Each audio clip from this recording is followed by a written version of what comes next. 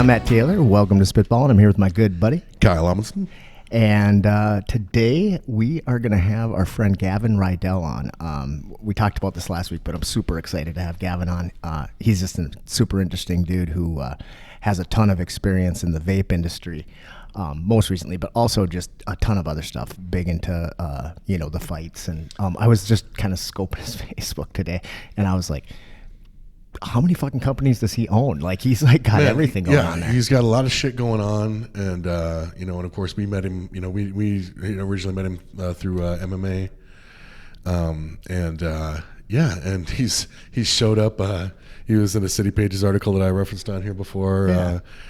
He's got some stuff to say, and Gavin is awesome. We don't always agree on everything, but I think we agree on all of the stuff that we are about to talk about today. Yeah, and Gavin, even though I don't know really what I don't agree with him on, because he's a pretty reasonable guy. I mean, we don't necessarily line up completely politically, but we, he's just a reasonable guy, so Yeah, it'll be an interesting conversation. So I'm looking over at your giant sheet, and it's blank. Yeah, this all my week. notes. It's because I'm working on some memorization stuff. No. Yeah, no, that's not true. I just don't have notes because I was, I have like one thing that I wanted to table, and that was about it. Other than that, Gavin is going to be here at. I was going to put some stuff down today, but then Gavin wanted to get started a little earlier than, so I was like, yeah, fuck yeah, I don't need shit. Got it all right here, baby. Well, how was your week? My week was all right. I was a little fucked up. I haven't had allergy problems in, I don't know, like this year, ever since I started using the mask and shit and sleeping right, and doing lots of cardio and fucking just like living a little bit healthier life, less hookers, less blow. Sorry, I'm married now. Slightly. No hookers, some blow. So I'm just living a healthier lifestyle. I have not been, suffering from like hay fever and shit like that. Although like last weekend I got fucking hit hard by I think it's like a mold allergy or something. Really? And I mean, it's not an uncommon time of year for me to, experience it, but like I just thought I was in the clear. And then all of a sudden I'm like, fuck me, I'm dying. And I was miserable as fuck, but then again, I'm also a cupcake too about shit like that. Oh, I know. I could have a fucking bleeding head wound or some shit like that. I'd be like, what? Fuck off, leave me alone. But like, if I'm sick or if I'm fucking or my allergies or any shit like that, I'm just like, ma. I know. I'm a fucking super baby when I'm sick too. I'm always like, I need a hot pack and shit. Make me soup. Right. So I don't know. I don't think I've ever brought this up before, but have you ever? I'm actually sucking on a cough drop as well. I've kind of been just not sick, but just a little. My voice is scratchy, and I just I find it sexy. Yeah, it's my sexy voice. Have you ever heard anything about the hookworm and its connection to allergies? No. Okay, I'm gonna blow your fucking mind right now. So, man, is this some weird neckbeard science? No, this is real. Okay. This is real. I mean, okay, I got it from this Radio Labs, which is a NPR show that's on Sundays on NPR. And because I've had enough. I just posted a thing on Facebook today, and then the conspiracy theory neckbeard science guys are coming out of the woodwork, and I'm like, oh, what's fuck. What's neckbeard science? They get their science from shit that just they'll find some fucking article that some fucking schmuck crackpot wrote. That's not real science, and they'll fucking try to pass it off as real science and use it as some kind of fucking irrefutable proof.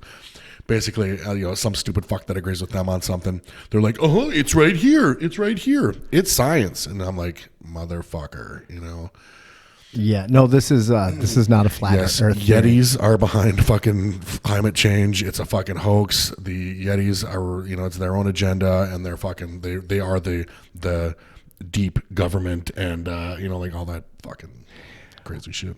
So, after the Civil War, right? There was we were young then. This big stereotype. Yeah, we were young then. There was this big stereotype of the South, Southern people being lazy or whatever, right?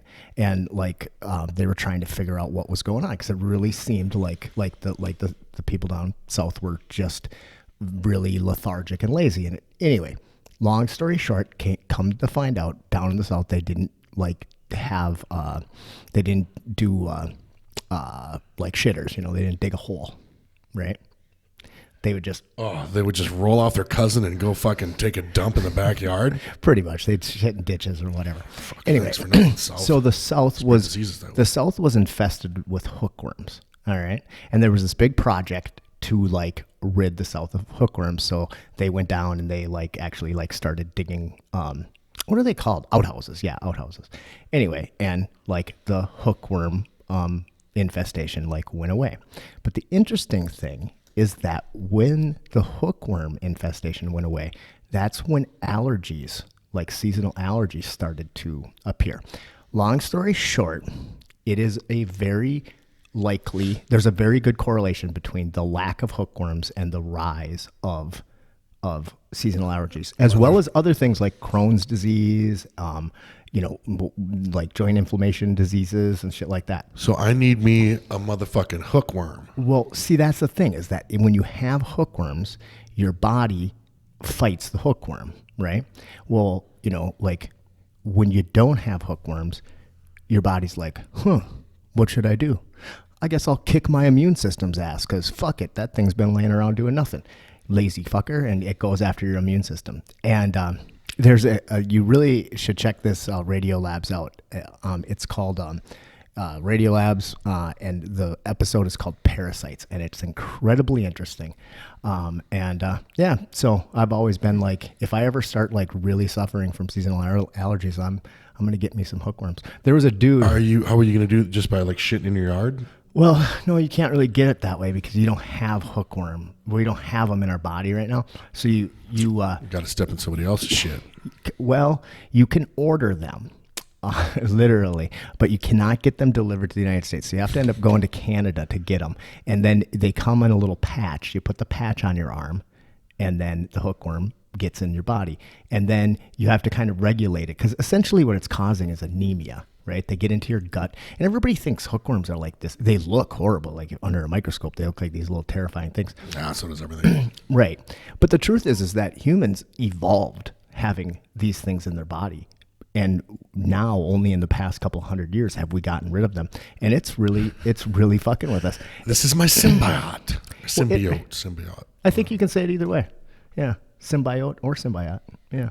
But it's really interesting how we kind of fuck ourselves by being so sanitized. But there was this dude who kind of figured this out, and he ended up going to Africa and getting hookworm, and then like basically, you know, getting cured of his seasonal allergies. So it's a bizarre thing, but I really suggest you check it out. Yeah, interesting. So there, that's a little mind nugget for you. Science, bitches. Science, bitches. I was just talking about. Have you seen the Martian? You know, with, I have not. You haven't? No. Isn't that, so good. What's his name? Yeah, it's got. Let's go to a Harvard bar and fuck up some smart kids. Yeah.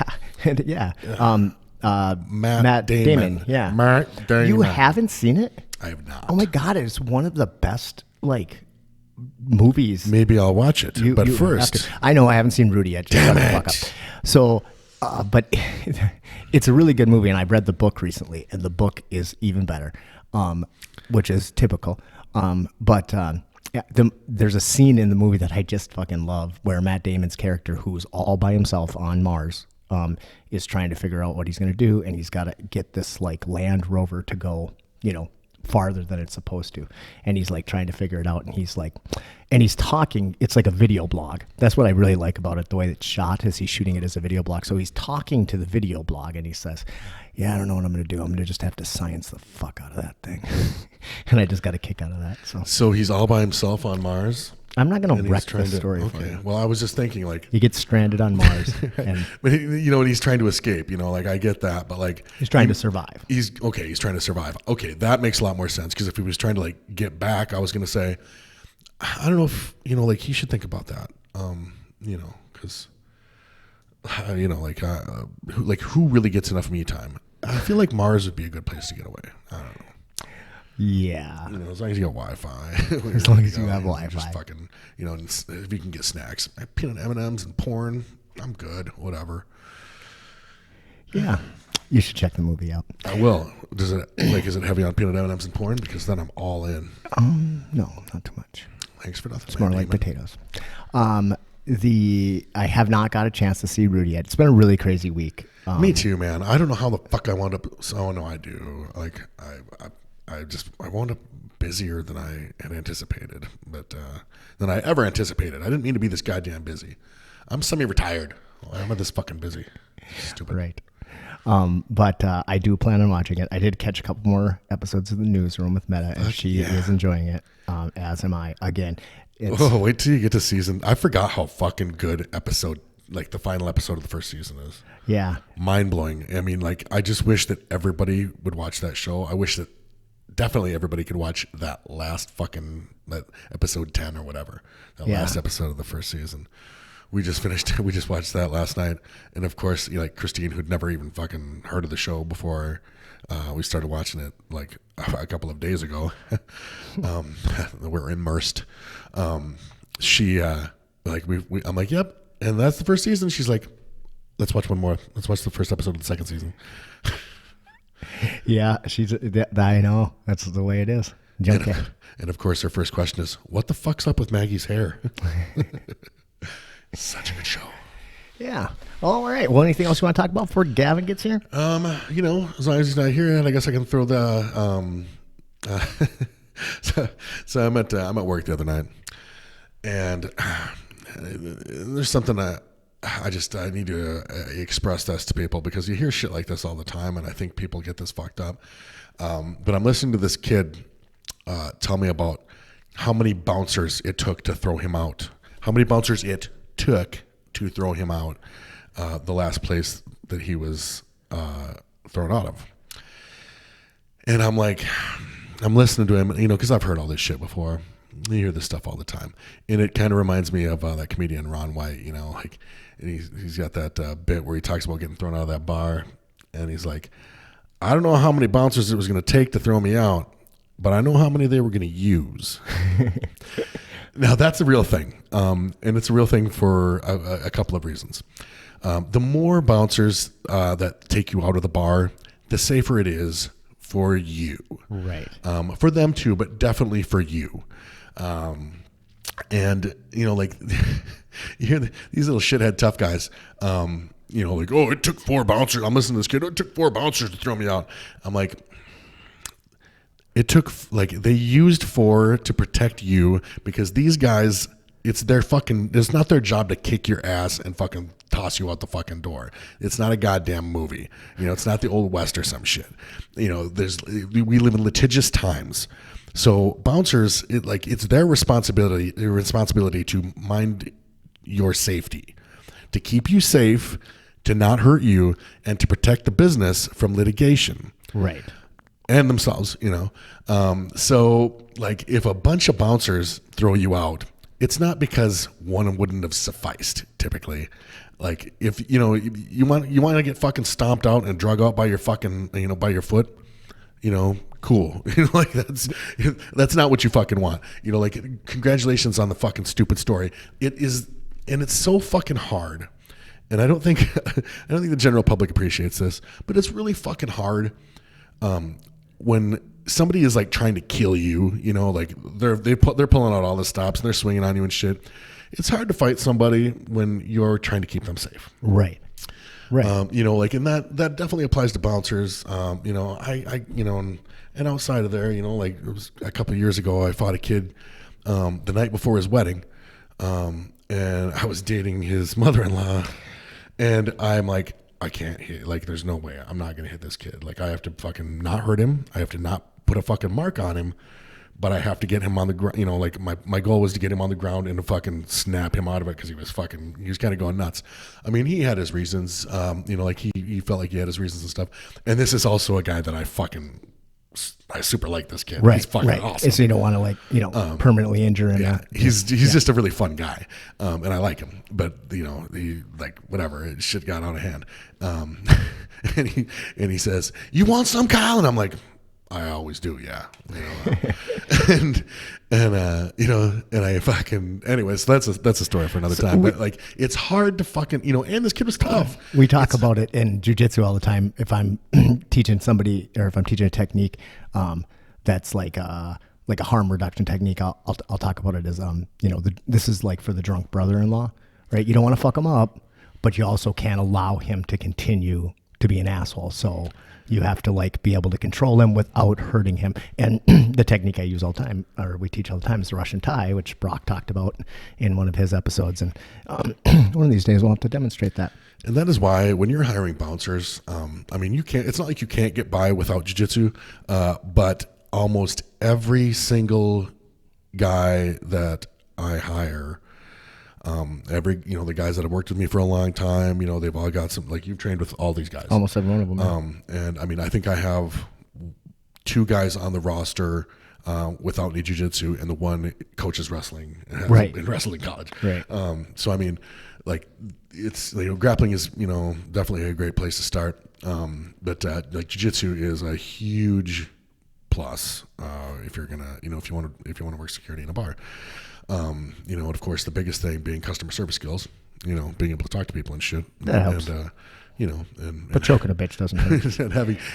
and having enough confidence to, like, be able to de-escalate a situation and stuff like that, and not like show up all rattled, because that's something especially a lot of young guys, a lot of guys that are new to it, they kind of they have to get themselves kind of amped up in order to be like really assertive.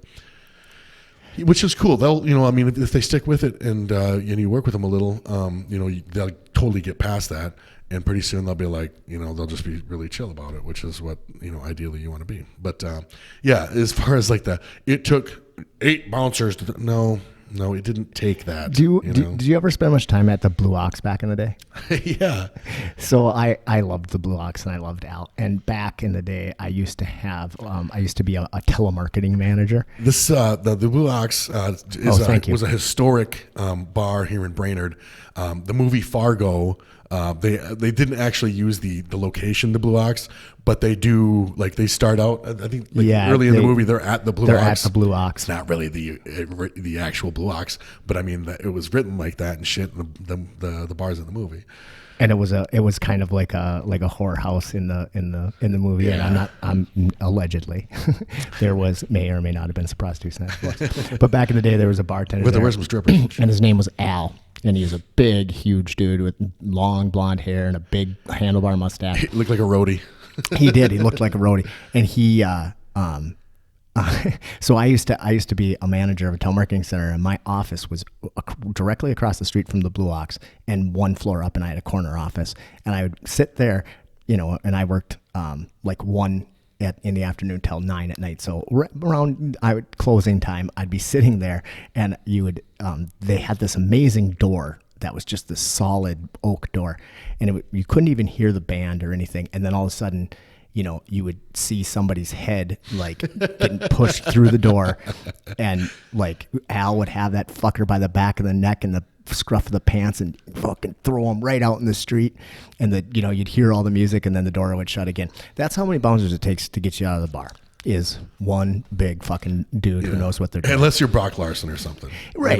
There are, of course, there's exceptions to every rule, and like there's some fucking tough guys out there that, like, holy shit, but I mean, usually, if it's not going to take 4 for a guy like that, it's going to take, like, don't worry about what you got. You better just call the cops, right?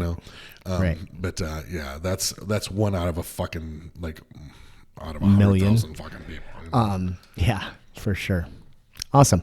Okay, well, let's take a little break, and we'll find out where Gavin is. He's probably lost, and then we'll start some spitballing. Right on. See you in a little bit.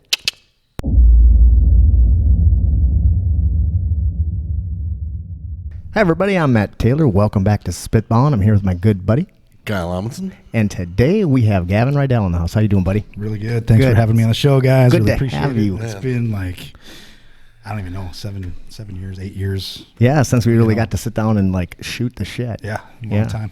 Yeah, since before episode 1, we've been. Well, yeah, I think we told you that. Like, since before episode 1, we were like, who'd make a fucking great guest? Yeah, Gavin. Well, you guys are wrong. I do not think so. Just kidding. So I was just thinking today about like how I first like met you, and I remember it pretty clearly. You put on an MMA event down at the at First Avenue. Yep. Yeah, and you had like a mohawk. Still do. Yeah. My hair's long right now, so it's not cut right, but yeah. And you were feverishly smoking cigarettes, Yes. and you were well, you were kind of a douchebag. That was my first impression. Wow. Really? Yeah, totally. But I was just talking about that because we had this other guest on, PJ Severson, who is a local restaurateur, but super awesome guy. And that was my first impression of him too. And I feel like a lot of times that's not a bad thing if I first think people are douchebags, because then I get to know them and I find them to be brothers. Well, I only have one way to go, and that's up. Oh, From douchebag, I mean, I'm not going to get Right. worse. So Right. Well, I mean, obviously, Okay. like running an MMA event is a stressful deal. yeah, that And- was literally the worst night of my life. right. It was right. insane. Right. At the time, I had never done it before, and since have done one, and will never do another one. Cause, And a decent percentage of people, that's their first impression of Matt. A lot of people think Matt's a douchebag before they get to know him. I think a lot of people think that I'm a douchebag too, but they come to that decision after knowing me for a while. right. So right. It takes people. Yeah. Usually, people Yeah. think you're awesome up front. And and then after a while, they're like, "Motherfucker! "Oh, he did you know he was a douchebag? He's like a secret douchebag." That's not that big secret, but So when I first met you, you were in the fight promotion industry. That was what you did. Yeah, that was so. I worked in bars and restaurants for 18 years of my life. Right. And when my oldest son, Toby, when his mom and I split up, I was basically becoming a single father. Right. And he was split between both households, and I couldn't go to regular jobs because I didn't really have anyone to watch my kid or help with Right. my kid.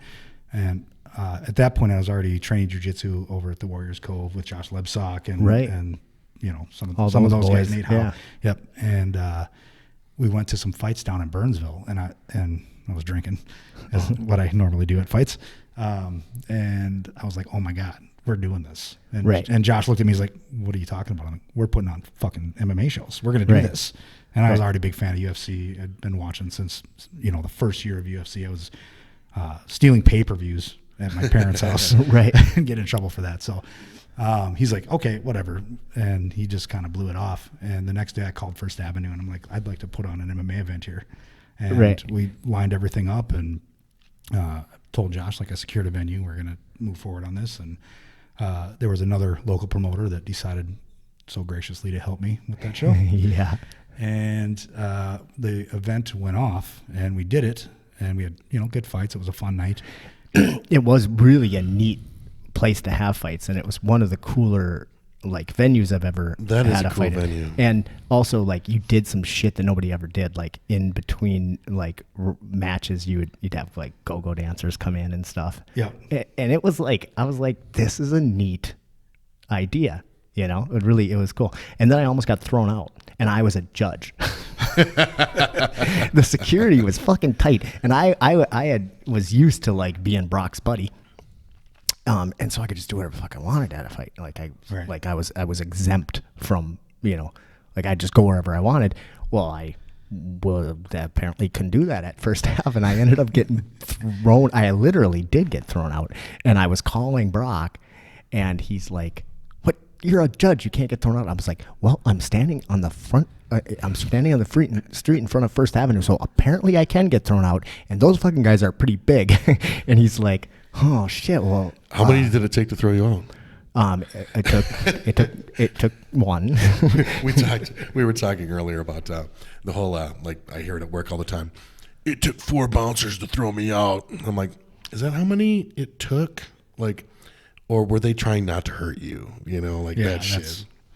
That's always the case. If there's 10 people surrounding you, I fought off 10 guys, and it was amazing. So So Brock just happened to have the right color wristband in his gym bag, and like ran out on the street and gave me the right colored wristband, and then I got back in and I was able to judge the fights. yeah, I didn't even know that. So No, okay, well here's the thing. I didn't even know you. I Yeah, we didn't didn't know each even other back then. met you. That Yeah. was my first. So that was my first meeting with Brock because I had rented Brock's cage.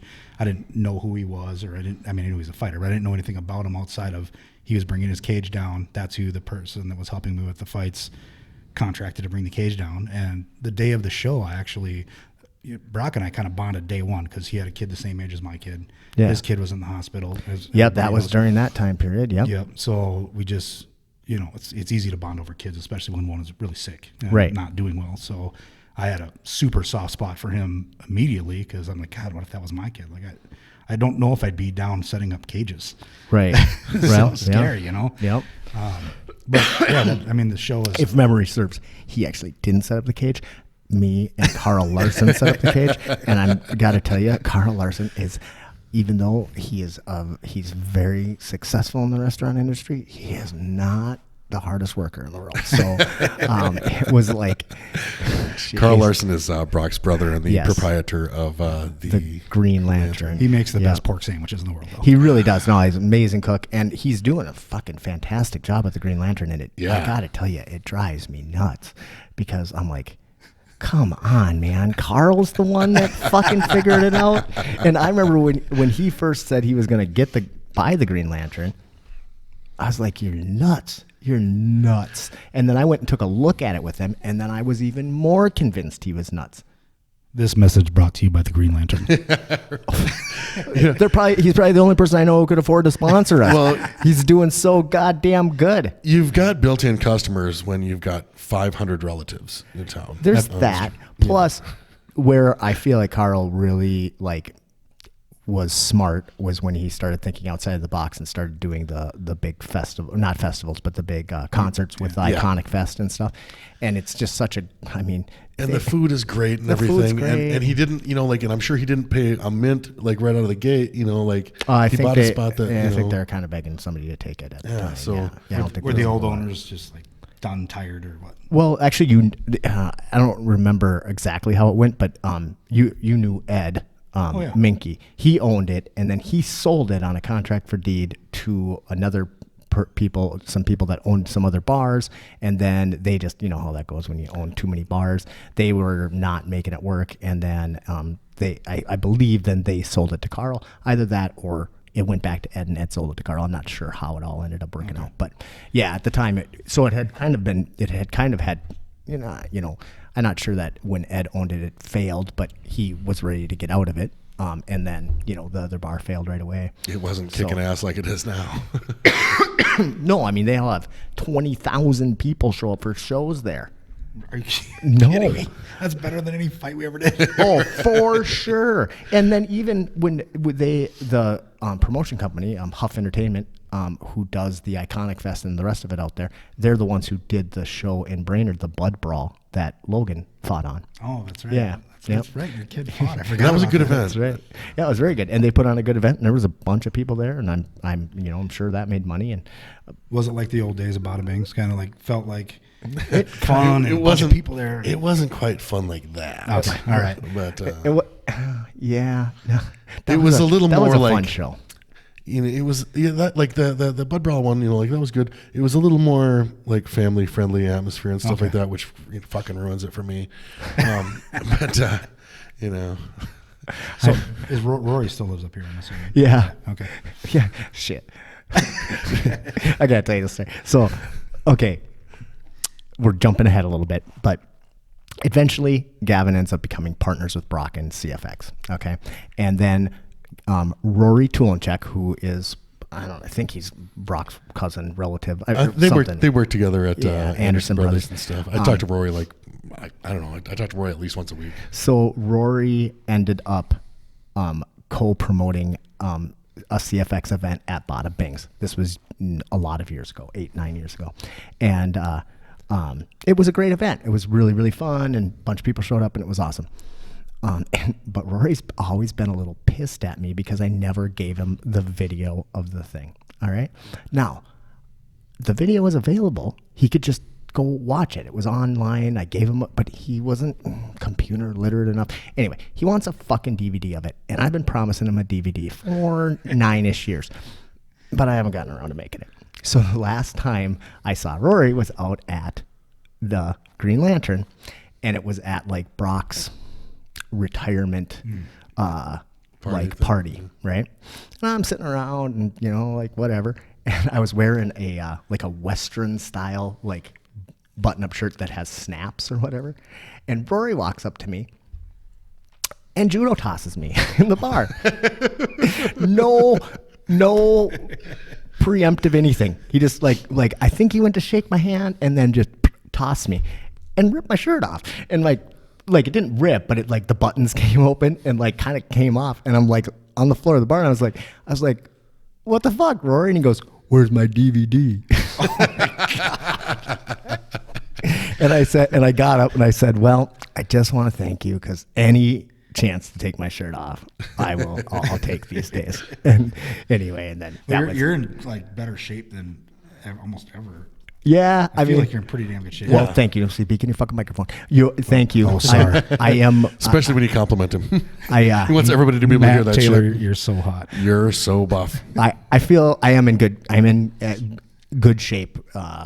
Like pretty much since I like hit 40, I really like made that change. Though just recently, I've been spending a lot of time at my girlfriend's house, and she's a really good cook. And I'm like, God damn it, I am gonna get fat if I keep That this must be up. why you're self-conscious about, because he's always talking about like these like the last couple of times we got together, he was complaining about his shirts like being too small for him.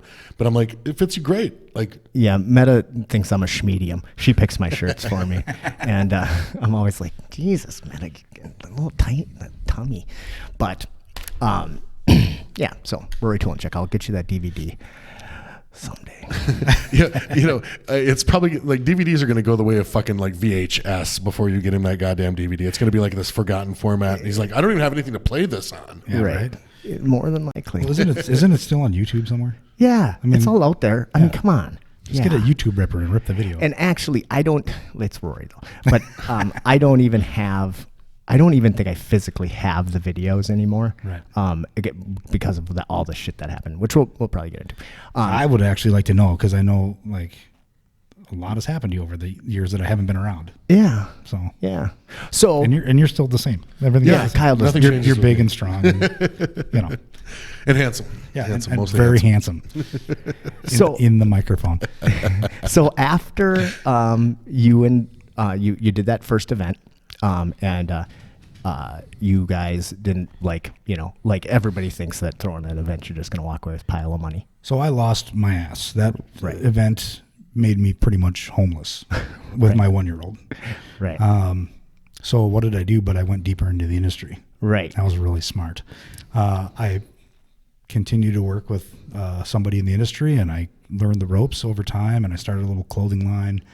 And eventually, after, I don't even know how many years Brock and I were talking, but we just kept talking about kids and catching up with each other. And eventually I was like, God, I want to come work with you. I want to come do something with CFX. And he eventually had talked things over with Carrie, his wife, and they decided to, gift me part of the company to pretty much run it, matchmake, and secure events and kind of grow the company. So, greatest thing that ever happened to me at that point in my life. Well, and the greatest thing that ever happened to CFX, because the truth is as like good as some of the CFX that Brock was putting on at the time, he I don't know if you know this or not, but Brock Larson does not have a great eye for detail.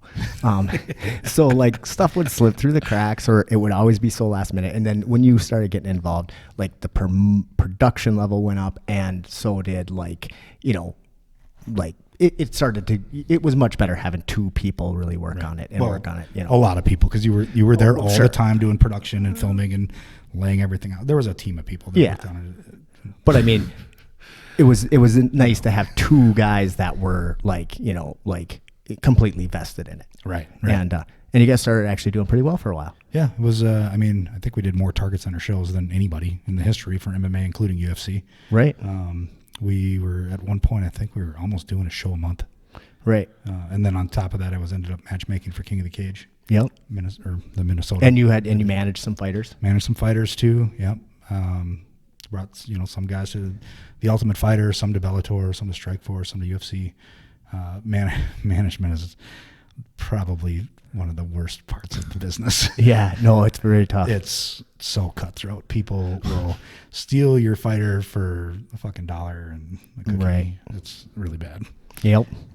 I mean, the whole industry kind of sucks. It's gross. It's gross. Yeah. And I mean, as much as I used to really love MMA and love the fight industry, I don't even know who fights anymore. I don't know who anybody is in UFC except for Tony Martin because he's our friend, obviously. Right. But that's the only time I'm interested is if Mo or Tony Martin Mo, or course. you know anybody that I like roll with is going to fight, then I'll watch it. But other than that, I could just care less. I can't keep track of all the names. It's watered down. It's every weekend there's a damn show somewhere. True. Yep. So, but I remember like you and Brock gave me the same answer when I was like, I'm like, so this is fun. This is great. I love this shit. What's the worst part of the fight game? Fighters. it's true. And the more, and that was when I first showed up, and the longer and the more events I went to, the more I was involved. You start to see it. Like, yeah, totally. Oh, I got hurt. Well, the fight's tomorrow. What were you doing? I got hurt. I can't make it. It's like, okay, great, thanks. And it's like 30 people that do that every show. So yep, it's holding a fight together on the local level and on the mid, small to mid scale promotions is like herding cats. It is so freaking hard. And it's ridiculously time consuming. Time consuming, stressful. I mean, all my hair turned gray because of the fight industry.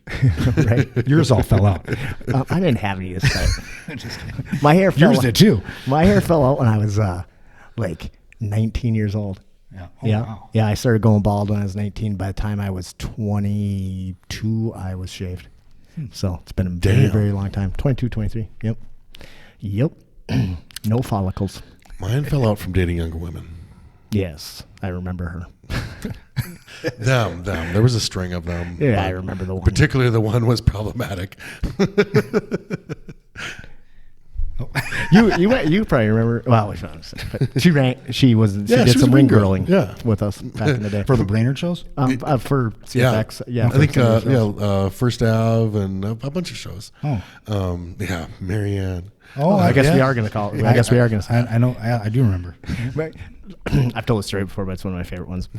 When the don't tag me, bro. The don't tag me, bro thing. So Marianne, Kyle's girlfriend, one time we were out hanging out. Me and Kyle were hanging out, and of course there was some drinking involved, and somehow I ended up falling down on the floor of Liquor Pigs, which, I mean, it's not that big of a deal. It happens. And Marianne decides to jump on top of me and pound me out. So she's like mounted me, and she's punching me, and I'm and I'm bridging to get her off of me, and her hands up like this, and of course the picture gets snapped right then, and she fucking tags me in it, and it totally looks like I'm screwing her on the floor of the bar, and I was like, and that was right when the guy got tased, and he was like, "Don't tase me, bro." Oh yeah. And I was like, hashtag don't tag me, bro. I thought I'd put t-shirts out to say that, but it never happened.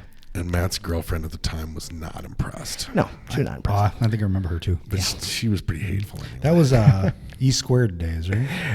Yeah, it's probably E Squared Cafe. Yep, E Squared Cafe days. Yeah. Yep. Which was right down the road. Somewhere around here. Yeah. Yeah. So, when did you decide that you wanted to not do the fight industry anymore? It was my fault again, wasn't it? Yes. It's because you thought I was a douchebag, and I just couldn't be around you. I warmed up to you very quickly, No, but I did originally think, God, what a douche. But yeah. Well, I liked it because I smoked at the time too, and I knew that if I was going to go smoke, chances are you'd be out there because you smoked a lot. I was smoking 3 packs a day. Yeah, and I did that for 7 years of 27 years. Yikes! Yeah. So I'm really actually surprised I'm still alive.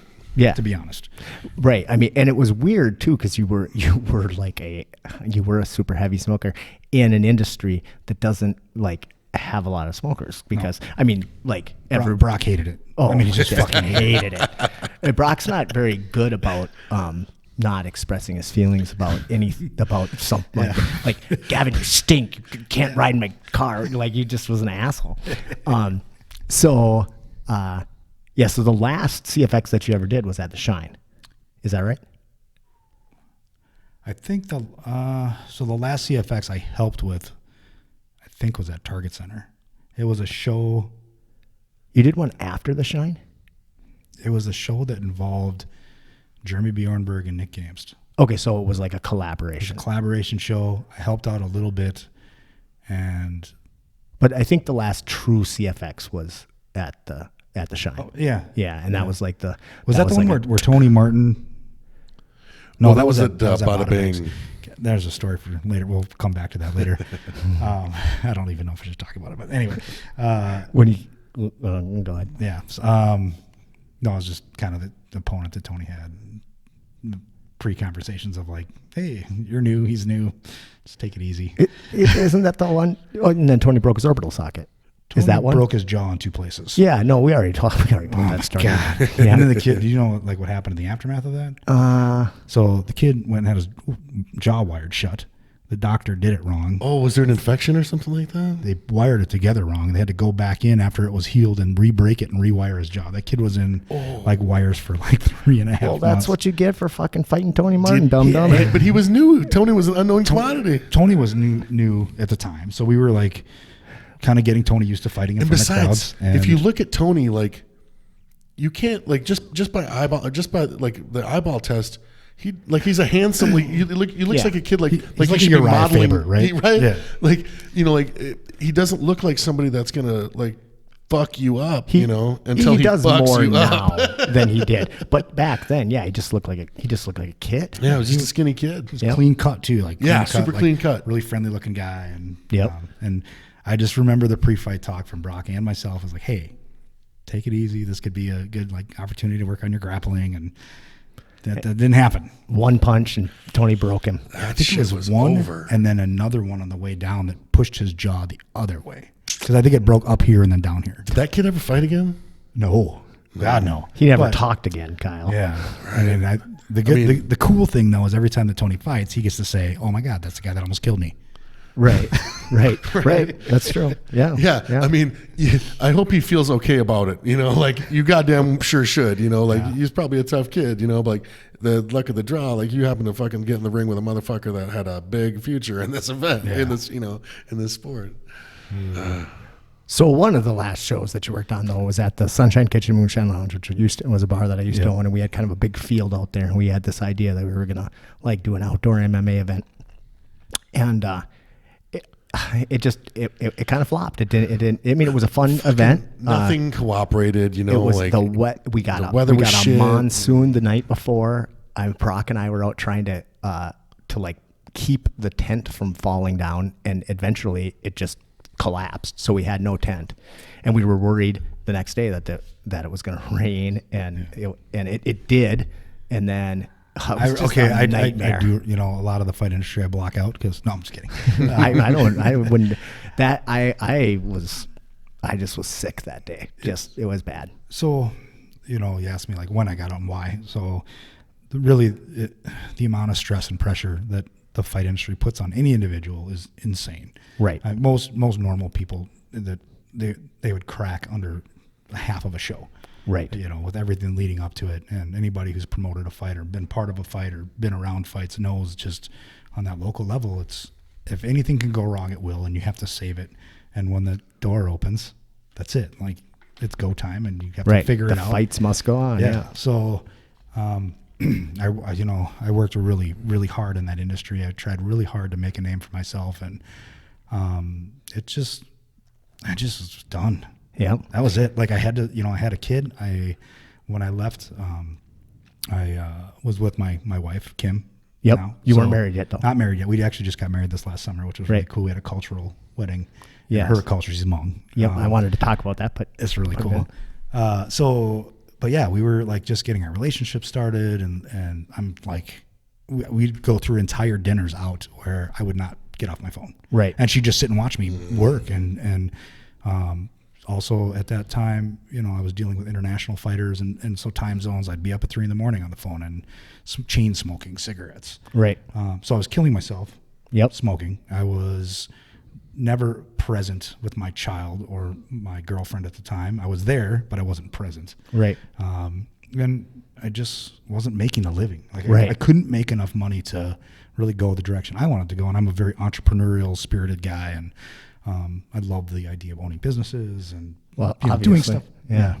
Oh, I mean, I was looking at your Facebook. I was like trying to Facebook stalk people before, and I was like, how many fucking CEOs is he? You know, you're on everything. So I just do that to make myself look cooler. So you finally just say, fuck it, and are done. Yeah. And honestly, it was really hard because I really needed like Brock's blessing to do that, because he gave me this opportunity, and I was really like, I felt like I was kind of running out on my friend and I don't my think partner. that's the case, though. I know. I don't think he saw it that way No. either, but it was a hard thing for me to go to him and be like, look, I have to leave this. I have to do this for my family, for myself. And I ended up just working in a club downtown for a couple of years. So I was training with Brock all the time back then, and we talked at great lengths about it.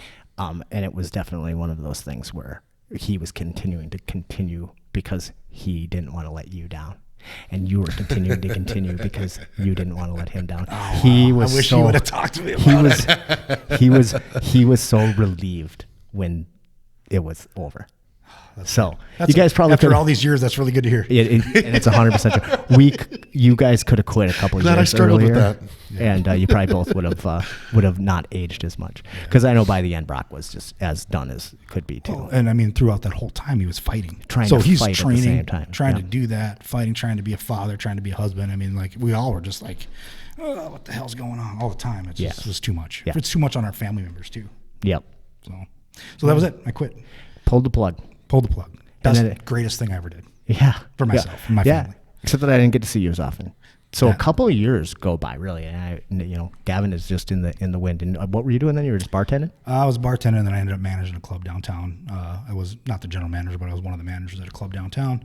And during that time, I was just kind of working and trying to make my life better, get caught up. Right. And then, what did you do? And then what did I do? So, oddly enough, one of my friends from the fight industry, he worked for King of the Cage as well. He was their merchandiser all across the world, actually. He had gotten fired. So this was while we were still in the industry, and I had quit King of the Cage after they fired him because it was really unjust in what they did. He designed all their merchandise. King of the Cage is gross. That's a gross company to work for. Yeah, I would love to tell the stories of how they treat fighters and what they make us as matchmakers do, but I'm not going to do that today. I'll tell one quick one. I used to be a gun for hire for them. I just go up and I just shoot. Like I didn't even bring my own equipment. I would just go and hang off the side of the cage and shoot. And it was a good gig. It was $200, and they'd give you a free meal. I was up at the Walker Casino, and fucking steak at the blue cheese dancing fire grill up there at that Walker. Yeah, the blue cheese encrusted steak is amazing. Fucking amazing. I totally would have done it for just the steak. Like if I would have just got the steak, would have been fine. So I liked doing it. It was fun. And then it was kind of during this time period where I think King of the Cage was going through some issues, and they were getting rid of some of the good people. Anyway, long story short, I went up there, did it one time, and now I'm just waiting to get paid. And 4 fucking hours I sat there before they gave me my check. And I was like, and I took my check and I said, don't call me again. And they're like, what? I was like, I quit. I'm not going to work for you guys anymore. Oh, well, why not? We love you. I just sat here for 4 fucking hours waiting for fucking $200. I'm done. And I was like, that was it. I never fucking talked to him again. They actually did message me one time, and I replied, fuck you. Well, good. There's a little poetic justice there. I like that. They're, like I know they specialize in, sketchy fights on the res, at least around here. But are there have the rules changed about that? Like the blood tests and shit like that? For fights on the res now? It depends completely on the tribal commission. So, for example, like Hinckley has a really strict commission. And I mean, like so strict you can hardly put on fights there. Dude, it was terrible. Like I had to do, because I was over the age of 40, I had to go through extensive tests to prove that I was capable of fighting. Like an MRI and a fucking Wow. EKG stress test and all this stuff. And then some reservations, they don't even need to, like you could have fucking hepatitis. It's all right. Come on in. We got hepatitis fights. It just completely depends on the because each reservation is a sovereign state. Nation, yeah. So that's So the Minnesota Athletic Commission doesn't have any say over what they do. So that's how it works. I think most reservations are getting better about that. Everybody who actually cares about the fight industry and is in it, they want to do things the right way. So even at every single show I ever did, I made sure, I was the matchmaker, but I was also the paperwork pusher and everything else. Right. So I made sure all my fighters had their blood work in and all of their medical tests. And most of our fighters even in Minnesota, pre-commission, you guys were requiring stuff that nobody else was requiring. Just be safe, right? You guys had a doctor. Yeah. Like that was, there was no doctor at a lot of those shows. Right. Well, it's fighting, right? People get hurt, bad things happen, good things happen. Even at the show I promoted, I had Sam Gavins as my doctor. So a couple of years go by, you're working at this bar, your buddy from King of the Cage. Yep. So he started a e-liquid company out in California, and he was also a heavy smoker like I was. He and I spent a lot of time in casinos smoking cigarettes together and drinking beers. But he sent me some e-liquid that he had made and just the very early on vape pens that they had. And within like 3 weeks, I was substantially cut down on smoking, if I was even smoking, every day. I was probably smoking like a couple days a week and not really smoking at all.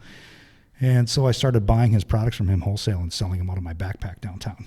Oh, okay. And this is in the early days, back when 7-8 years ago. Yeah. So there really wasn't, like you couldn't just go to any gas station and get it. I mean, it was kind of on the. Yeah, this was this was the new technology that took vaping. It took the vape industry to the next step. So they would call them open systems. They're tanks you fill yourself. You buy 15, 30 ml bottles. Now they're huge, but so with that, I started doing this, and I went to Kim, who's my wife now, and I said, well, I'm going to start a shop. I'm going to do this. I'm going to open a store, and we're going to sell e-liquids. And she's like, what are you talking about? I'm like, we're doing this. We're going to help people quit smoking, and I don't smoke anymore. And she thought I was out of my mind. But she's like, okay, whatever you want to do. And that was right about the time that I transitioned from doing the E Squared Cafe to opening the Sunshine Kitchen Moonshine Lounge. And I remember you got a hold of me, and you were like, I couldn't even understand what you're talking about. You're talking so fast, and you were so fucking excited. But what I took away from the conversation was you must have said 30 times, "I quit smoking," and I was like, "What?" Yeah. Anybody who watches this that knows me knows that was never ever in my cards. I didn't think that was even a possibility. The idea of Gavin Rydell not constantly chimney smoking, I just didn't even think that was possible. So I was like, dude, whatever you're doing, fucking great. Let's get together and talk. And so you started, you ended up opening a shop, right? Yep. We had Infinite Vapor in Coon Rapids was our first store. During that time, I was still working downtown at nights. My wife was pregnant with our son, Jax, our middle child. And she was there painting in the day, or painting, and I'd, be there too, but then she'd be doing stuff while I'm at work. And when we finally got the store open, she was running the shop. I was going to work at night. I was coming in the morning, and it was just chaos, right? So, working 80 to 100 hours a week, trying to get the store off the ground. But the first year was really tough, but we ended up getting 3 stores open in the first year with some partners in the different stores. And it was really good. People were actually starting to jump onto this idea of e-cigarettes and quitting smoking through e-cigarettes. Within that first year, there was a lady, she was probably maybe in her late 70s, COPD, fucking terrible, right? She comes in, she gets an e-cig, we get her set up. She calls us daily on how to use this thing. So we coach people over the phone. We consider, at least with our company, we consider ourselves consultants, not just salespeople. Right. We really try to help people through the process of quitting and then eventually getting off of e-cigarettes is our main goal. We'll put ourselves out of business, I guess. The government's going to do that for us. Forget it. But yeah, so she ended up quitting smoking, and she was a really good customer of ours. Her family came in and thanked us. It was so important for her family and her kids and everyone to see her quit smoking, and her health got better, her breathing got better, and it was just this really amazing feeling to know, like, oh my God, we're actually saving lives. This isn't bullshit. And that, I always thought that was so interesting, such a different approach that you always had to this whole like vaping industry thing. A lot of people like that you were never afraid to be like, this is a tool to quit smoking. No. And you'd say it all the time. And you personally were a person who like went through that process and went from being a crazy smoker to quitting smoking. And I thought that was super cool. Yeah, I don't vape either. I quit vaping about 3 years ago. We're going to get there, goddammit. But I have a slightly different story. So I used to be a heavy smoker back in the day. And I quit a couple times, but the last time when I quit, it was a weird day. It was September 11th, 2001. So what happened was It was a weird day. It was a weird day. I woke up that morning and I found out that my wife at the time was pregnant. So we had been trying to get pregnant. I was a little reluctant at first, but I eventually came over. I always fucking tell it straight because I put it out there. So when Jess and I first got married, Jess was my second wife, and she was also a martial artist into jiu-jitsu, fought a couple times for Brock and whatever. But when we first got married, she was no kids. That was part of the deal. And we'd been together. We'd been married for about a year, and she said that she wanted to have a kid. And I was like, what? No, no fucking way. That's part of the deal. And if anybody knows Jess, this won't be hard to believe, but she says, Matt, I'm going to have a baby. You just need to decide if you're going to be the father. Oh shit. And I was like, fuck. Well, but I that didn't get me to sign on, man. It took me like a while, like months to like finally concede but I was not convinced that I was like, I think my line was, and I'm gonna use a bad word here, I said during a fevered battle, which is they could be pretty battly, I said what the fuck makes you think we're gonna have a good child? I'm just above a retard and you're insane. And she's like, solid point, make a decision. And so we decide we're going to have a baby. So boom, she pees on the stick.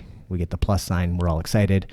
We go down to my restaurant at the time, was the Eclectic Cafe, to tell Ma and all the people there how excited we were that we're going to have a baby.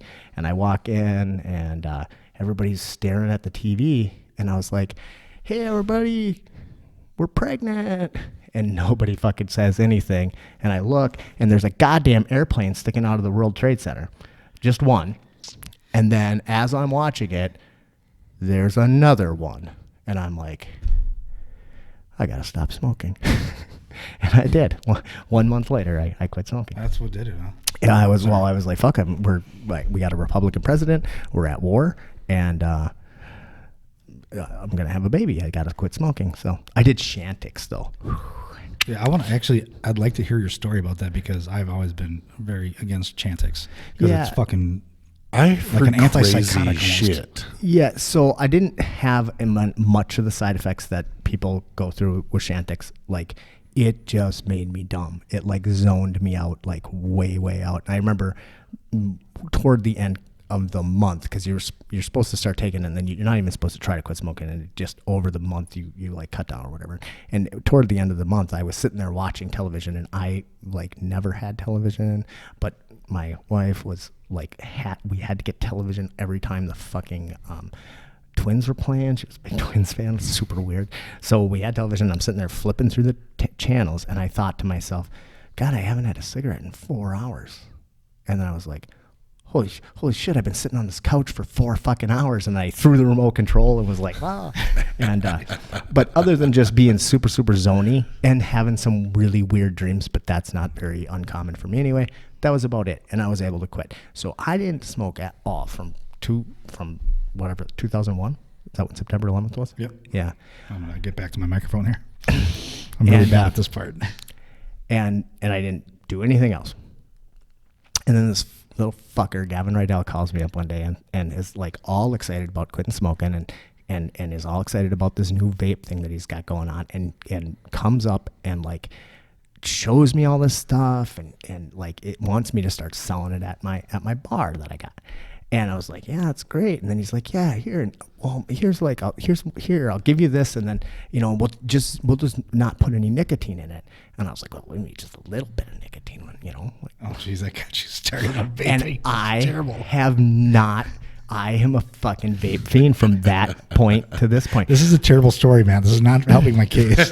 Well, you know, though it kind of is in the sense that, so one of the reasons I was always wanted to quit smoking was health, but not only health, but performance. Like I was, even at that time, was just starting to get into doing jiu-jitsu, but also like I've been into martial arts for years after that.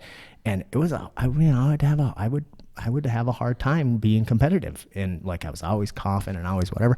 And I started vaping, and I never found a difference in my performance. Like I never had any of those side effects that like I used to have when I was smoking. I was like, oh my God, this has been the thing that's been missing from my life. You know, nicotine is extremely addictive. It is what it is. But also like it's nicotine without all of the consequences that come from smoking. Not to say that there are no consequences, but it doesn't have the consequences that come with smoking. Let alone just like the idea that I don't stink and my teeth aren't stained and like I like, you know, all that stuff. But also I just, it's Well, I feel bad that I got you started on vaping. Son of a bitch. I know, like that's what we're not trying to do. Like I said, I have a weird story, but that said, there are a ton of people who have gone the other direction, who were smokers and then were able to use vaping as a way to like quit smoking. And then you even quit vaping. Yeah. The last time I really hung out with you was not really hung out, but you came to my debut retirement fight. Yep. You fought Kelly? Kelly Yeah. Johnson. I want to try to. I want to. Tough guy. He is really tough. I want to try to have him come on the show. We talked a little bit about it because it'd be super fun. That was a really interesting. It was just a really interesting thing to do, to like fight this dude, and he just ended up being such a cool guy. Yeah. You know, I mean, we had nothing but love and respect for each other, even before we got into the cage. But afterward, like, become good friends with him. That's honestly one of the things that I always loved about the fight industry was, I don't know if it's so much like that today, but at least back then, everybody had respect for each other. Some guys would not get along very well. This but was only 4 years ago or whatever it was. It's back in the 3 day years now. ago. Yeah. Shit changes fast, man. Yeah. But I think it's always like that. And not always. Like there were douchebags all the time back then, you know, whatever. But I mean, when you have two people that are decent people and they respect each other and they go in and they compete in this event, they don't have to hate each other. Well, even like outside of the cage, you know, like a lot of times, you know, like after a couple of guys have fucking gone at each other, like what, you don't have shit left, you don't have shit bad to say. Like, you know, I mean, like, I mean, it's, you know, like you've already had it out, you know, I mean, you've proven who the better man was, you know, like better man, just the better man that day. Yeah, on any given day. You know, because like how many guys like have you like just scrapped with and shit that you're like, okay, cool, can I buy you a drink? You know, like that kind of shit. Well, you know, shit, I mean, stuff, like, you know, like in jits, it happens all of the time where you're like, you know, I don't dislike the people that tap me out. I'd have to disown my son. Make a joke when we're ready. I'd actually forgotten about that for today. God damn it. I'm just going to beat you to the punch. On Logan's birthday, he armbarred me, all right? It's out there. It happened one time. That just means that you put out really good genes. Yeah, definitely. Good job. Yeah, I was happy. He did it right in front of Brock, too, and it was completely legitimate. And I wasn't salty, but I was certainly not, like, excited that he fucking caught me. But I was proud of him. I don't want to kick his ass, but you know, no, like you all the time, you're competing at a level where, you know, I mean, jiu-jitsu is a rough sport and you're trying to like choke somebody unconscious, and yet you love them. It does nothing, And when they catch you, you're not like, oh, it's like combat sports are a strange animal like that. You know, like if you go to a boxing gym, like those guys hate each other. Nah, might they hit each other in the face every goddamn like once or twice a week? Yeah, probably. Oh, for sure. And, fucking it's. Buddies afterwards, absolutely. Like it's not even buddies, brothers. I mean, yeah. So that fight, you came to my debut retirement fight, and you were still vaping up a storm, but you were doing zero nick, right? And I was like, this is fucking weird, And you like always had these big, huge mods, and you're just putting out this fucking dragon cloud of smoke. Or vape, no, not smoke, but yet no nick. And I was like, this seems completely bizarre. But I was like, I can't believe it. I can't believe the Gavin Rydell how many years ago still was doesn't that? Smoke. How 4 years? It had to, yeah. Okay. So I think I was 42, and I'm 46. So okay. So 4 years ago you went to zero nick, and then, is that about right? Yeah, and I feel, I guess I don't know like definite timelines, but I feel like it's been about 3 that I haven't vaped at all. Yeah. So then you went from zero nick to just not doing it all. Yeah, I pretty much just woke up one morning and I was like, I don't need this anymore.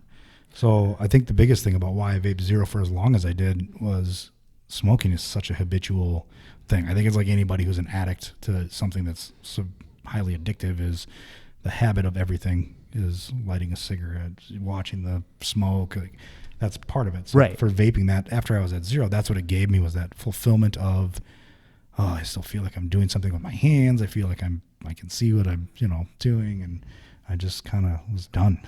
And I kind of got a kick out of it too, because you were like so unapologetic about it too. You just like fucking wherever you were, you're like, there's not even any nicotine in here. I am doing nothing,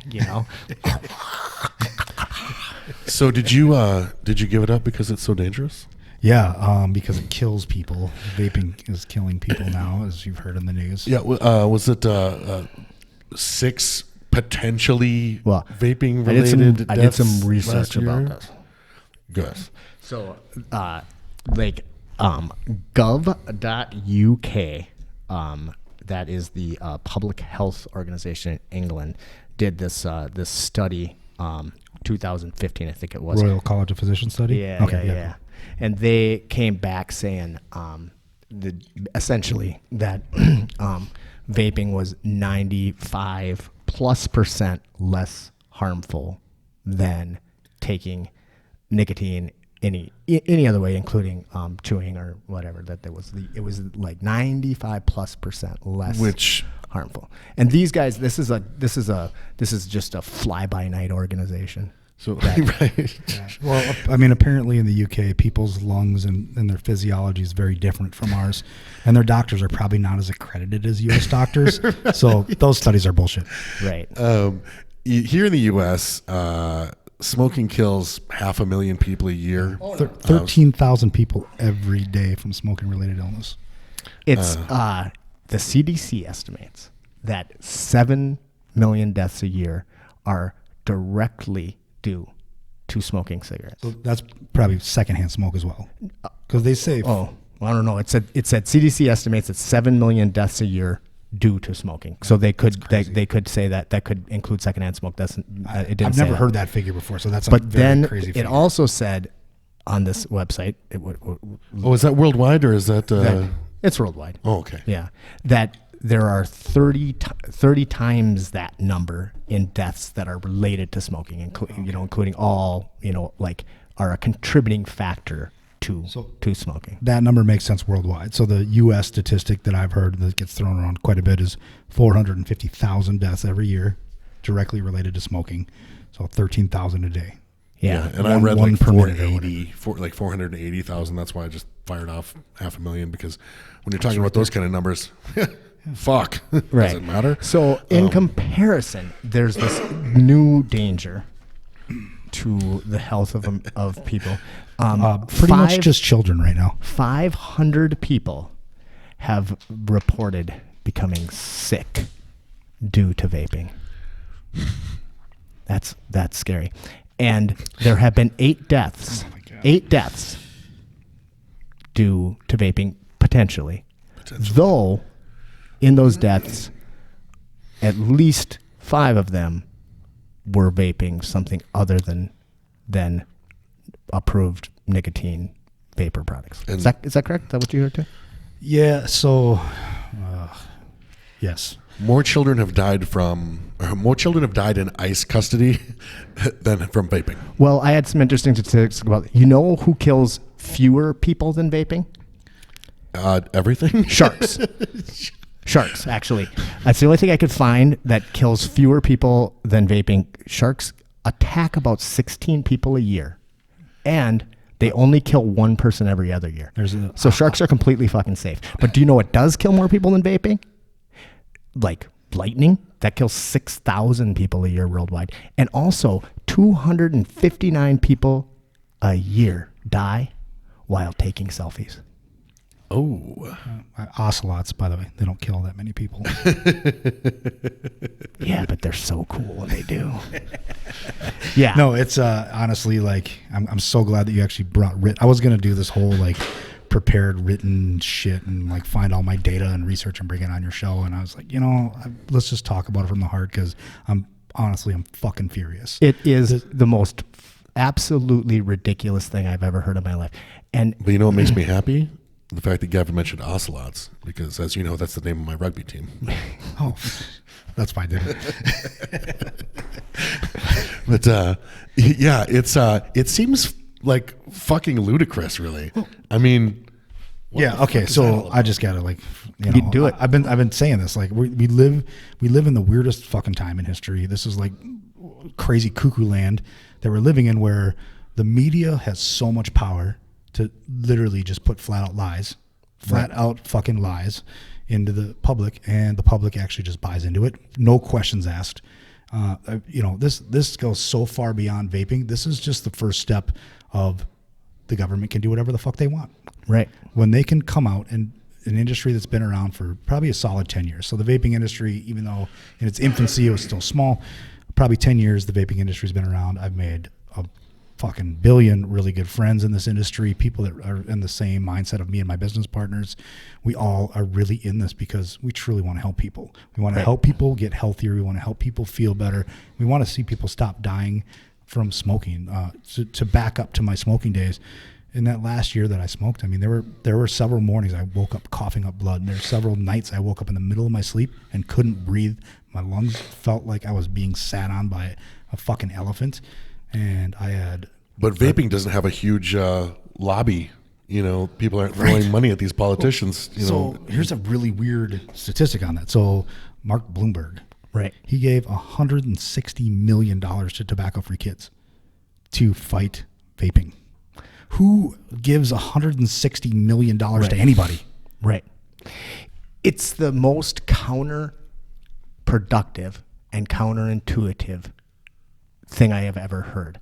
Like, people who hate smoking should be going ape shit for vaping. They should be like, fucking finally, something that is not as bad for you as smoking. Now, we can't claim, and I never would, that vaping has no consequences for you health-wise, but comparatively, even if we can just agree that like emphysema is bad, right?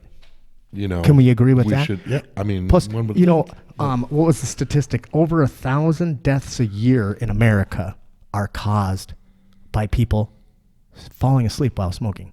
Yeah, they're not burning their fucking houses, down, and the property damage that's attached to that. I didn't write the number down, but was millions and millions and millions of dollars. Yeah, they're attacking. So I work with youth. I work with youth in my day job, and we're like always trying to talk about like harm reduction, and people don't even necessarily understand what harm reduction is. But for example, let's say that somebody is into meth, and you're like, and that's not good. And just by the way. Thanks for clarifying. We just lost a bunch of viewers in Pine River. But so you're trying to help them get off meth, but they also smoke weed, and you're like to go to them and be like, you need to quit doing drugs is just a not viable way to approach it. But you attack the bad thing first, and you worry about the little shit later. Pick your fucking battles. You can go from smoking Work incrementally 3 packs of cigarettes a day to even smoking 1 pack of cigarettes a day and vaping, and then eventually not smoking, just vaping, and then, God, in your case, eventually go to nothing. That is a fucking almost a miracle. It's almost a miracle. Because quitting smoking, to me, it is so hard. It's so hard. Yeah, and I mean, when I smoked for many years, my parents would buy every smoking cessation thing and give it to me because they wanted to see me get off cigarettes. Gums, patches, Nicotrol inhalers when those were a thing, lozenges. I did hypnosis 3 times. I guess I never tried acupuncture, but a million things. And every single year I tried to quit smoking. It wasn't like a year went by. I'm like, I'm not going to try to quit smoking at all this year. Every year I try to quit smoking one way or another. Right. And I think the longest I had ever made it without a cigarette was maybe 2.5 weeks. Out of 27 years, 2.5 weeks. So yeah. And when you're quitting, it's fucking miserable. Nobody wants to be around you. Sorry, No. microphone, right? Nobody wants to be around you. You don't want to be around yourself. Right. It's I'm a dick when I don't smoke, or back then I was. And it's shitty. And yeah, and I don't want it to be a lack of nicotine that makes me a dick. I want it to be me being a dick. Yeah. You know? Amen to that. Yeah, it's ridiculous. One of the other things that comes up or has come up in this debate, and I find it to be just stupid, is this. People think, so everybody's fucking going after flavors, right? Yeah, that's the big ban right now. Is banning flavors. Everything's a flavor, by the way. Right, including the nicotine. It's tobacco like the tobacco flavor is a fucking flavor. Because we use food grade flavorings from flavor houses. They are flavors, all of them. So, and it's like, well, you gotta ban the flavor. I'm wearing edible underwear right now. They're a flavor. Because they think that it's going that's targeting children because you have tutti frutti flavored. I told that joke at the wrong nicotine. time. Timing is everything in comedy, right? And that's the stupidest thing I've ever heard. Yeah. I mean, well, here's the thing: adults don't like flavors. Adults should fucking eat dirt and be fine with that. I literally had somebody I was arguing with saying, "Well, why do adults need flavors? Just quit." It's like, if adults could just quit, they would quit, because nobody that really smokes, I mean, maybe to a degree they enjoy it, but deep down, nobody that smokes wants to smoke. Social smokers, those fucking people that are capable of only smoking at the bar when they drink, and then they can hang it up and it's fine. Sure, yeah, I know. You were like that for years, and you just I was only a real smoker for a couple of years. Well, and then you're lucky though that you can do that. Yeah, well, super lucky, and I've the always only been thing so that I've jealous ever of people had who do that. any because I've tried on some substances over the years. I want to talk about DMT with you later. No, what were you talking about? Yeah, I want to take DMT with you guys right now. But I've just been super lucky like that. But there is the one thing, sugar. That my fucking sweet tooth has a hold on me. That is the number one worst thing in our country. Man, well, I've never used anything that was as addictive as fucking sugar, and that's what's got me. Well, have me for life. I'm not 100% sure on this, but I do remember listening to some podcast where they were talking about addictive substances, and sugar is more addictive than... It's probably Joe Rogan. Yeah, no, I think it was it's way more addictive than cocaine. Yeah, it's way more addictive. Cocaine isn't even up there. But it's like thank God. It's like sugar, nicotine, and opioids are the caffeine. Top 3. Caffeine is caffeine's super high. That's right with nicotine. Yeah, the thing about caffeine though, is that yes, caffeine is addictive, but it's also not incredibly harmful to you, right? I mean, I'm not saying it's great, right? But even coffee, just regular straight coffee, doesn't have a ton of calories. It's keto. It like is, it improves your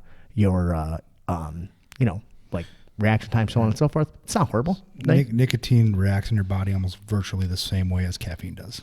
That's what I was going to say. We're on the same page. The thing is that nicotine itself is very closely related in the way your body processes it as caffeine. It's not the nicotine that's the devil. It's the fucking delivery system. And when you roll up a piece of paper with a bunch of weeds inside of it, and you inhale that kerosene-soaked paper, and you inhale that carcinogen, and that all that tar and shit, man, that's not good for you. And like weed is very much the same way. Like we've talked a lot on the show about how like I don't smoke much marijuana in my life, partially because it makes me drool. I actually think on the first episode, I heard your drooling stories. So bad. It makes me smoke cigarettes because, man, I cannot smoke weed without smoking cigarettes. Really? Well, doesn't the cigarette make you just get that much higher? Like just kick everything in? Man, not so much that for me, but for me, it's just like my control. If I smoke weed, like my cravings, like for sugar, and for tobacco and stuff, like my cravings are just fucking like, I need that shit. So now I'm like, man, I don't want to smoke cigarettes, so I'm just not going to smoke weed. Not that I fucking super love smoking weed anyway. I'm a grown up. I do cocaine, but I just cannot. My impulse control is shit when I'm high. So I'm like, no, just pass, man. Because I don't want to smoke cigarettes and shit. We're sponsored by Dare. I literally, just bringing all this stuff up. Almost 3 weeks ago, I quit drinking. So now I'm literally like the boringest person on the face of the planet. I don't do drugs. I don't smoke cigarettes. I quit drinking. This is green tea in my cup. I don't drink coffee. I don't drink soda. Like I'm literally the boringest person. See, I gave up soda. No, not completely. I cut way back on soda. I cut way back on drinking. Now I basically only drink with him. But no, like I'll drink I try to drink. I'll drink like once a month whereas like I'm working in a bar and shit like that, I'm around that shit every damn day. Although for me that's hasn't really been like a trigger, because mostly for my job, like I see people drinking and I'm like, I don't want to be like that, right? Like by the time I come into contact with them, I'm working in the industry keeps you sober because you're you're working. It's a different thing. I was actually going to say that I originally started smoking cigarettes when I was 14, I think. And it was because me and my buddy smoked weed with my buddy's brother. And I coughed so bad that like I was crying and it was bad. And he did too. We were, just totally. And afterwards, when we were kids, weed was shitty too. I'm sure it was horrible. But I was found us in the woods. We were so embarrassed. And I don't even remember having any sensation at all, so it probably was ditchweed. But afterward, we were so embarrassed. I was like, his name is Jake. I was like, Jake, we are never going to embarrass ourselves like that again. We have to start smoking cigarettes. Oh my God. It was serious. Like we'd smoke cigarettes like they were weed. Like we'd take a puff of a cigarette and like hold it in, kind of shit. You were working on your lungs. You were in training. Exactly. I was training my lungs. I've always been about training. It's good. It's great. Yeah. Yeah.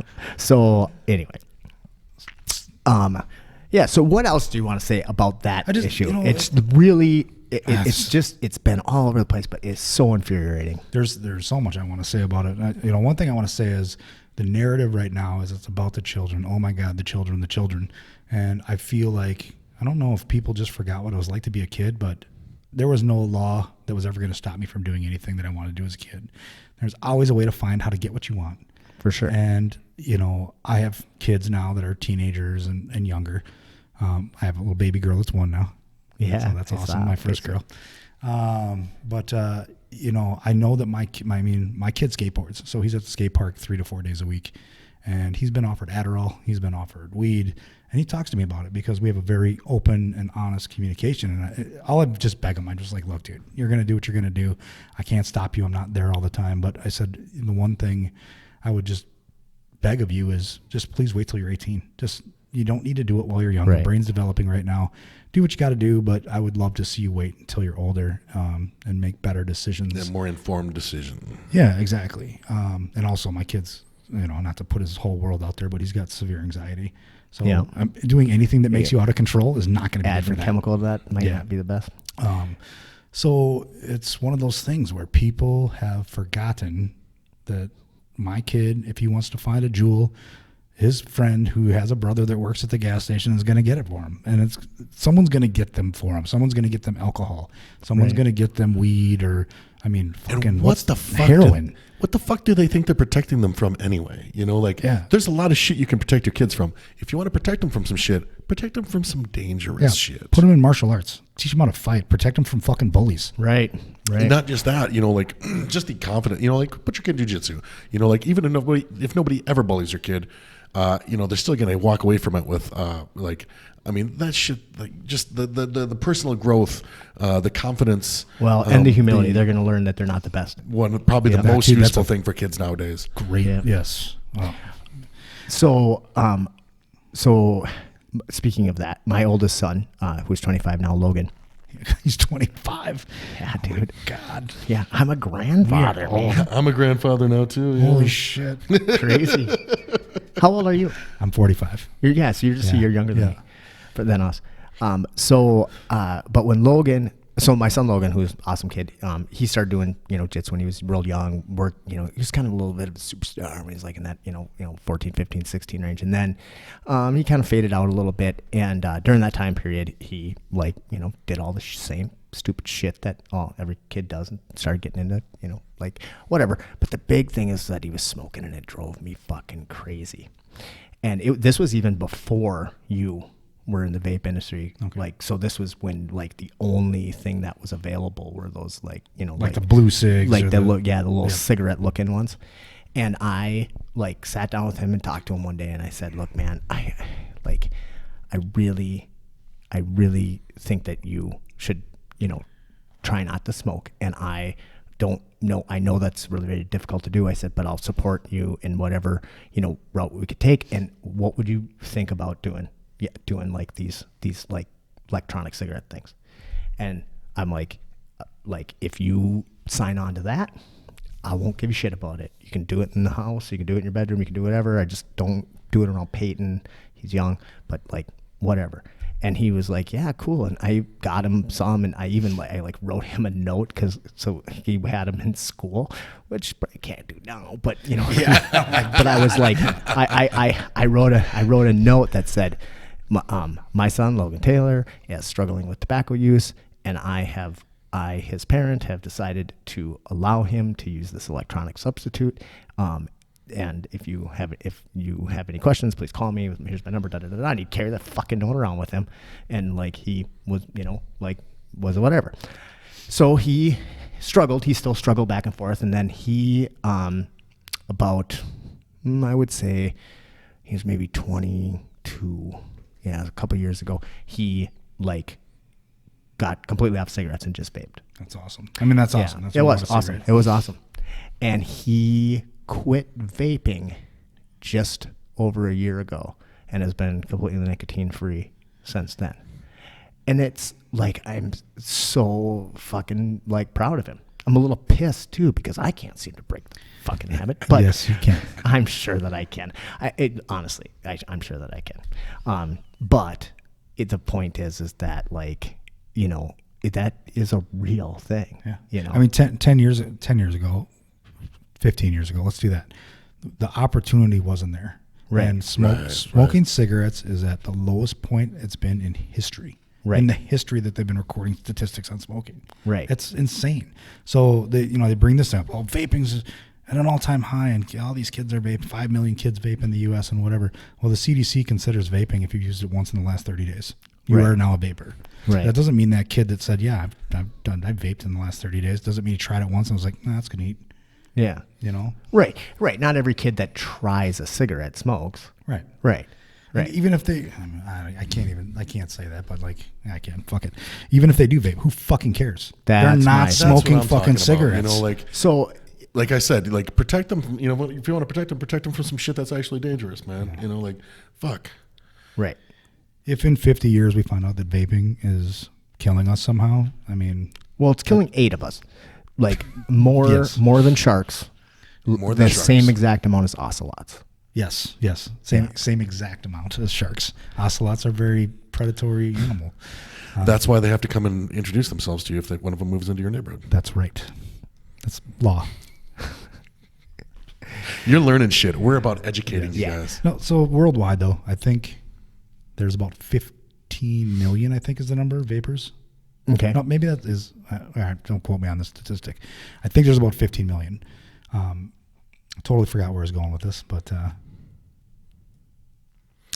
Well, the government is now going to start calling them vapists. yeah. Vapists. I like that. Yeah, It was, it sounds more menacing. I put it on my Facebook. There was a doctor that was talking about if 10% of the smoking population quit smoking for the next 10 years. So in 10 years, the whole world is tobacco free and just vaping. It would add like 87 million years of life. Yeah, that's not going to work. We have too many people. No, I was thinking that too. Where's Thanos when you need him? Yeah, God. Well, then they're doing the right thing, keeping everybody on cigarettes. Well, there is that as well, right? The idea that there are powers that be that actually don't want Absolutely. people to stop smoking. Well, okay, yeah. So can I touch on that for a minute? Fuck yeah. All right. So this is my own little mental math thing that I put together and kind of how I view this. But big tobacco is not the only problem. Big pharma is the other part of the problem. Big tobacco and big pharma, I believe, just work directly together with all of their resources to get rid of vaping. And then the government loves tax dollars and they love their money. So that's the other reason. So one of the statistics that I've read is that big pharma makes about $300 billion a year on smoking related illnesses. And I didn't think about that aspect of it. So if everybody's smoking, big pharma stays in business on that end of it. And then with the master settlement agreement, the government collects a certain amount of money for every pack of cigarettes sold. On top of that, the federal tax is just a touch over $1 a pack on cigarettes. So taxes, sin tax. the sin tax. So taxes wise, I believe they pull in like $294 billion in excise tax or something on cigarettes, and then they get the master settlement agreement money when all the states were suing the tobacco companies. So Right. they get money from that every year. Well, all these states that won money in the master settlement agreement, they all sold their bonds, or they all sold their settlements as bonds. So they have to pay back on those bonds, and they're not making the money they used to make. So they've got to figure out how to get the money to pay back the bond companies, but they're not getting enough revenue from smoking anymore. So there is definitely a financial motivation for some government entities to get Yes. to keep people smoking. Yeah. I mean, Altria's stock started climbing immediately after Trump announced that he was going to ban flavors. And I know you guys like to talk a little bit of politics. I'm a little right-leaning conservative. I know you guys are a little left-leaning liberal, but I think we can fall to the middle and can see some commonality. hell yeah. But this was the one Well, thing. this Especially when it comes to following the money. Yeah. and that's just stupid. Yeah. It's stupid. It's insane. Oh, the figure is 15 million vapors in the U.S. That was something that's starting to be talked about, is Trump's announcement could actually lose him the next election, because the people that vape that don't want to go back to smoking will vote on a single issue. They absolutely will. Absolutely. That, I mean, I definitely would vote on that single issue for sure. 100%. So, moving on to like, what can anybody do to help this, right? My little plea to the world out there in YouTube land is, if you know somebody that quit smoking through vaping, or if you're a vapor yourself, or you even just believe in it as a harm reduction tool, please just be vocal. Talk to your politicians. Do what you can to help save it, because they are winning right now. The governments are winning. New York is already banned it. The stores have 2 weeks to get rid of all of their flavored e-liquids. Otherwise, they have to destroy it.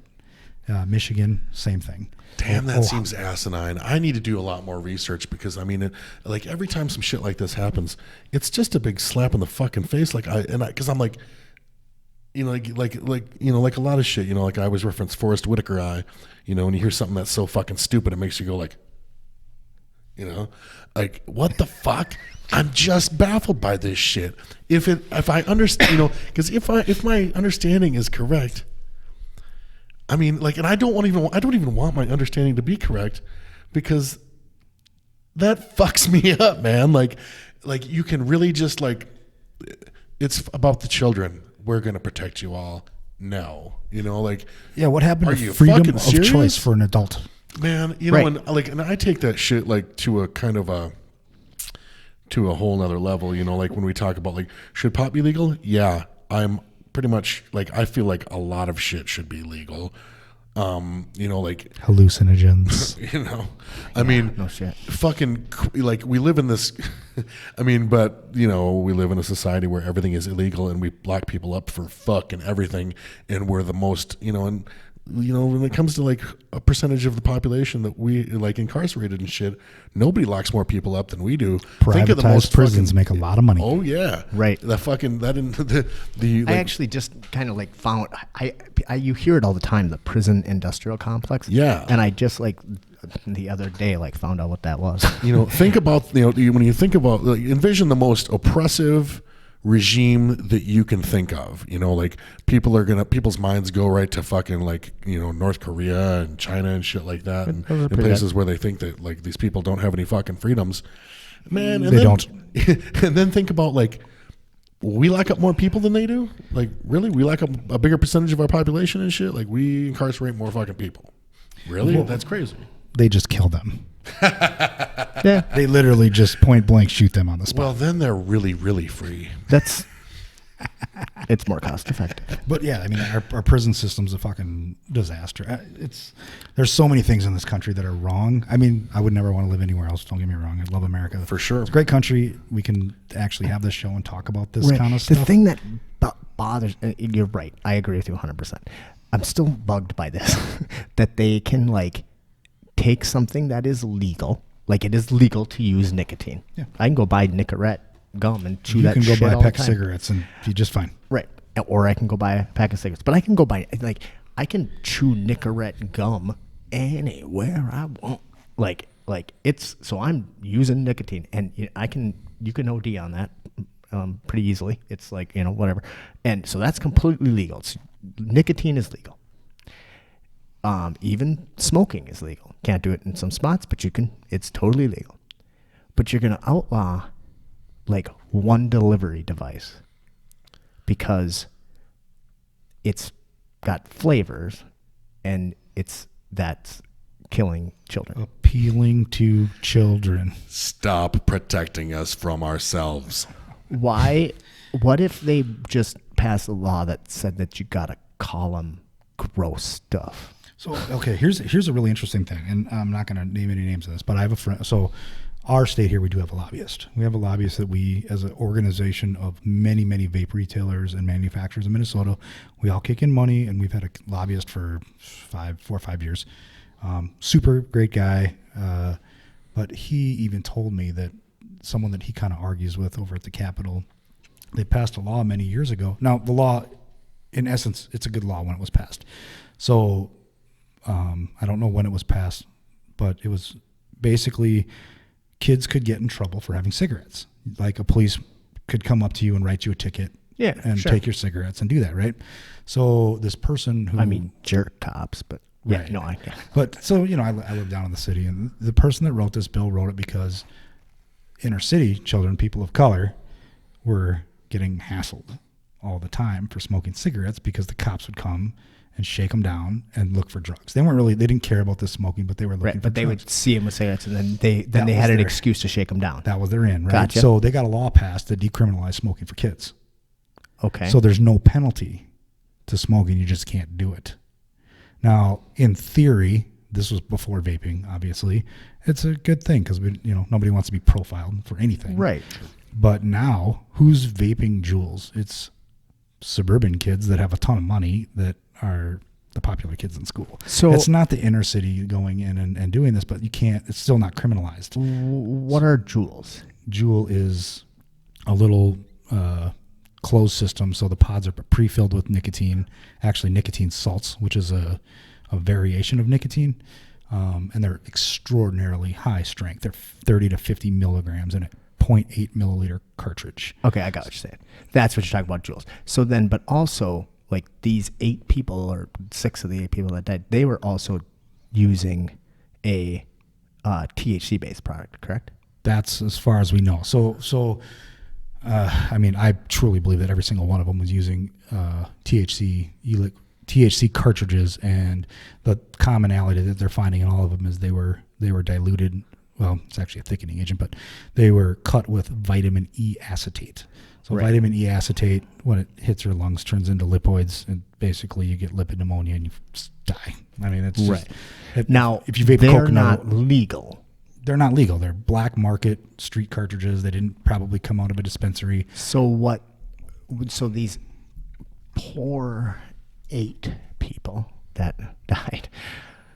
It's so fucking few people, but okay, they were breaking the law. You wouldn't anyway. say that if it was one of your family members, Matt. I'd bitch slap one Yeah, of you my would. family You know, members. here's the funny thing. Like one of the cases was in Milwaukee, and it was like 4 kids that were hospitalized. What are 4 kids from the same area going to the hospital for at the same time? Right. They're all fucking passing around a THC pen. Right. They're passing it around and getting high, and they all get with some sick. bad shit in there. Yeah. Right. So here's the other scary thing about, well, any market, I guess, but the THC cartridges that they were making and being sold were using legitimate packaging from dispensaries. So like the Dank Cartos, the Mario Carts, the Brass Knuckle cartridges, all these different cartridges, you can go to legal dispensaries in legal states, and these are real products made by real manufacturers and good manufacturing conditions with the right products. And I can order packaging for any company in the United States from China. Interesting. And I can put my exact same cartridge in there and sell it as whatever I want on the black market. And I can be like, yeah, I got these from Colorado. Great. Nobody knows. So I wanted to say that though. So these 8 people that got sick, 6 of them anyway, like they were actually not even using e-juice. They probably got sick from doing this THC based product. And they were probably dual using, because a lot of them said that they were vaping e-liquids, and then some admitted to THC. Some didn't because they're kids. Right. They don't want to get in trouble. Right. But if that was the case, that, whatever. But that said, vaping THC products is still much safer than than Any smoking way you slice marijuana.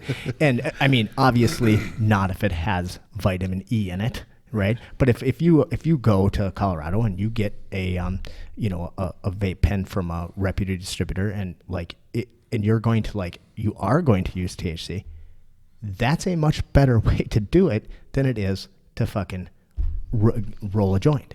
Yeah, I mean, anytime you're combusting anything. Okay, so even looking at just combustion, like people say that all these things are so bad, and it's like, go sit by a campfire for a night. Right. Look at how your lungs feel in the morning. Ton of carcinogen. Terrible. And even, I mean, I love it though. You do like that? Come over to I my love sitting house by when I'm campfires. cooking dinner. I do too, but right, yeah.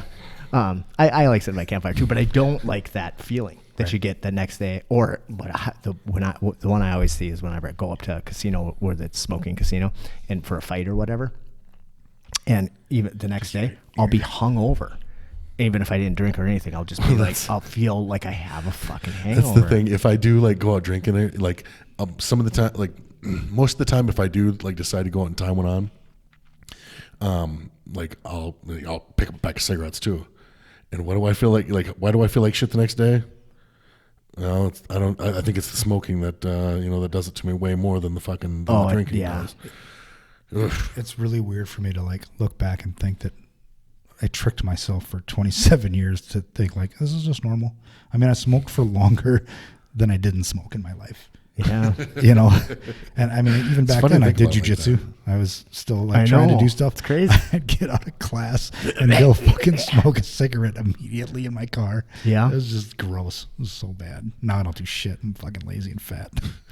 Dude, I remember I was gonna fucking write a note about this, so I'm glad I remembered. There was something, not to change the subject, actually it's still kind of on topic, but I was reading a article in the City Pages the other night.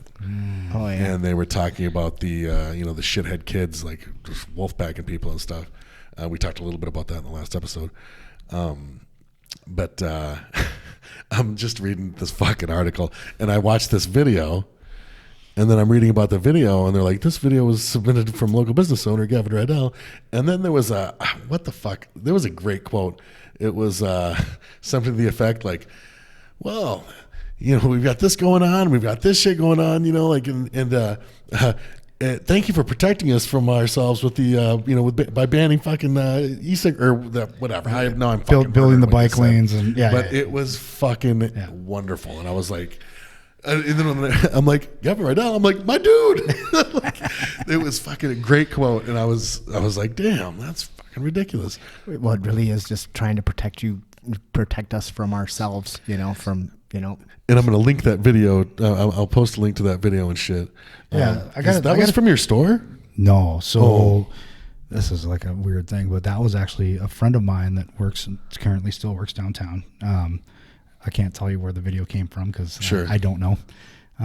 But he showed it to me, and I'm like, holy shit! Like, where's this from? He's like, I don't know, but I'll send it to you. So he sent me the video, and I'm like, dude, can I post this? He's like, yeah. So I ended up posting it on my Facebook with my big long rant about Minneapolis. So just I worked downtown for years and years. 18 years I worked in the Twin Cities. Well, maybe not 18, maybe 16 years I worked in the cities. But there was a time downtown Minneapolis. It was great. Like, it was such a fun place to hang out. It was safe. And somewhere in the last 10 years, downtown has become an utter shithole. Really? It is literally probably one of the least safe places in the United States for a major metropolitan area.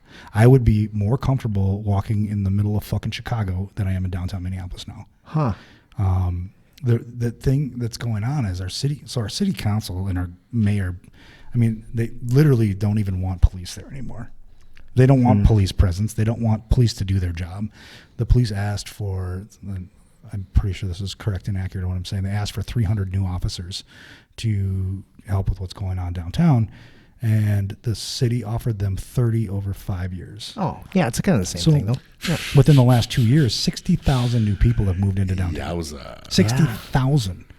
That's, what happened? What would happen if 60,000 people moved into Brainerd tomorrow? Right. That's 4 times the population of Brainerd. Yeah, it's, I don't know if that math is correct, but I'm not going to do it. So you get 30 cops for 60,000 people. Now, we're also, there's just the amount of stuff that you've seen in the media lately with the beatings. Yeah. That's been going on for fucking years. Yeah.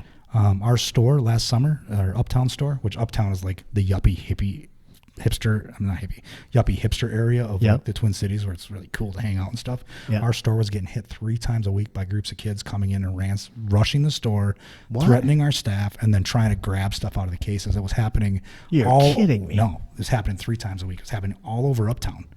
And the cops couldn't put their hands on them. They couldn't do anything with these kids. They were all underage. And I went around to all the local businesses, and I'm like, is this going on with your stores too? And I found out it was happening all over. Like 3 weeks prior from when I did my walk around Uptown, I was in the Uptown Target, and I talked to their security director down there. There was a group of kids in there, one with a machete, open, threatening customers, cutting the security tags off of electronics, and the kids walking behind them and just taking them. And they walked through the store, took everything they wanted, and walked right out. Jesus Christ. A fucking machete.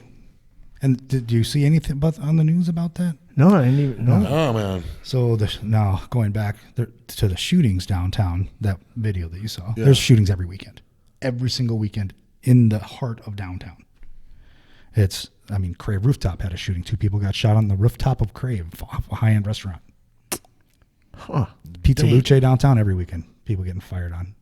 God, that's just crazy. And I always kind of had the impression that the Twin Cities was a, safe. I always knew there were areas, but not the bar district. That video that you saw on the city pages, that was in front of Fogo de Chao. at like 9:30 at night. What the fuck? That's like the theater district of downtown. Right. Like, these are all places that I've been to. Yeah, like, that girl, I the wouldn't boat think one, twice about right, going to. right by her head. That's fucked up. So yeah, the muggings that was going on with the phone. So when are you moving up here in the country? I was just going to say, I'm like, trying, if you want to go out and have a good time with your friends, come on up to the Brainerd Lakes area. Yeah. We'll take care of it. when the time is right, I'm going to try to buy some land up in this area so I can be closer to my friends up here. And then when all my kids are grown, I can come move up here. But it's going to be a little while. My kids are in school. You know, they'll probably find you anyway, though. I mean, you know, with social media and stuff like that. Well, they might. Your kids? You're going to have to go off the grid. Right. Yeah, so anyway, downtown is a fucking shithole. The city council is garbage. The mayor is garbage. And there's a group of restaurateurs that are, I don't own a restaurant downtown, but I have a lot of people that I know and friends that do. Jay Ettinger is one guy who's like very prominent downtown, and he started an organization that's basically just going to start reporting on crime, calling out the city until something's done, because it's just... The false sense of security that everybody has down there is crazy, because the media won't cover it. It's bad for our city. Yeah, and we don't want people weird. to stop coming here for football games and baseball games and coming to have dinner and going to theater. It's like, it's just I fucking it really it's the whatever the media blackout or whatever has worked, obviously, because other than that article the other day that we talked about, and I live in Minnesota, and I am not hearing shit about it. Right. You know? No, and I go down there for shows and stuff like that. Like I don't hear this shit. Yeah, we went down into the Surly Brewing Company down there, and we walked back, and I never even like thought about it, but it's like you guys aren't targets though. You know what I mean? Like, you guys probably walk with your heads up. You probably look around where you're going. Did you see I did on my way down, but on the way back, I was pretty stumbling. So we talked about your we talked about that article and stuff when we were talking about these people that get attacked and shit. And because I was like, everybody was like everybody should go armed, and I'm like, it doesn't work like that. Like, when are you going to draw your gun? Like, I mean, and they're not looking for capable people, and I mentioned, I'm like, stay a little sober, be streetwise, keep your fucking head on a swivel. As a person that carries a gun almost everywhere I go, I'm afraid to death that I'd ever have to use it. Well, I don't ever want to have to pull my gun out. My thing is like for innocent or for like bystanders and stuff, like, because I'm all for fucking conceal and carry, absolutely. But like, would it have helped a lot of these people that have been victims of these attacks? I don't feel like very many of them would have been helped by it, because they approach you, and like, and maybe try to strike up conversation or something, or distract you or whatever. They are so calculated in how they do this. Yeah, it's crazy. And like, you've already got, and then so you can't even really draw your weapon until you've already been fucking attacked, and then at that point, like, it's tough to bring that weapon to bear and stuff. So I mean, like, but like, but people that are like capable and trained and like and sober and all that shit, I'm like, well, those are the people that should be carrying and stuff. Now these, the victims, the victims, like, these are people that they are, and so we talked about that, people that they're looking for, are, okay. Anybody who's a criminal that is actually willing to rob somebody for a cell phone, pull their pants off of them and dig through their pockets, kick them in the face, jump on them and ride over them with a bicycle, they don't give a fuck. Yeah. And they know exactly who they're looking for. They're not going to look for the biggest guy in the room. Right. You said, like, we're not, targets or whatever. I was like, Kyle's not a fucking target. But even you drunk, you're still aware. And I bet you're still aware enough to show some presence. I'm not saying that even if I was wasted. I mean, I can obviously jump to guard super wasted. I cracked my head open the other day on Kyle. But even while intoxicated, I'm still a capable human. But I don't necessarily look like I am. But no matter how drunk Kyle is, he looks like a huge motherfucker. So we need to take a break, boys. I've got to go pop. So, all right. So let's take a quick break, and we'll come back and finish this up.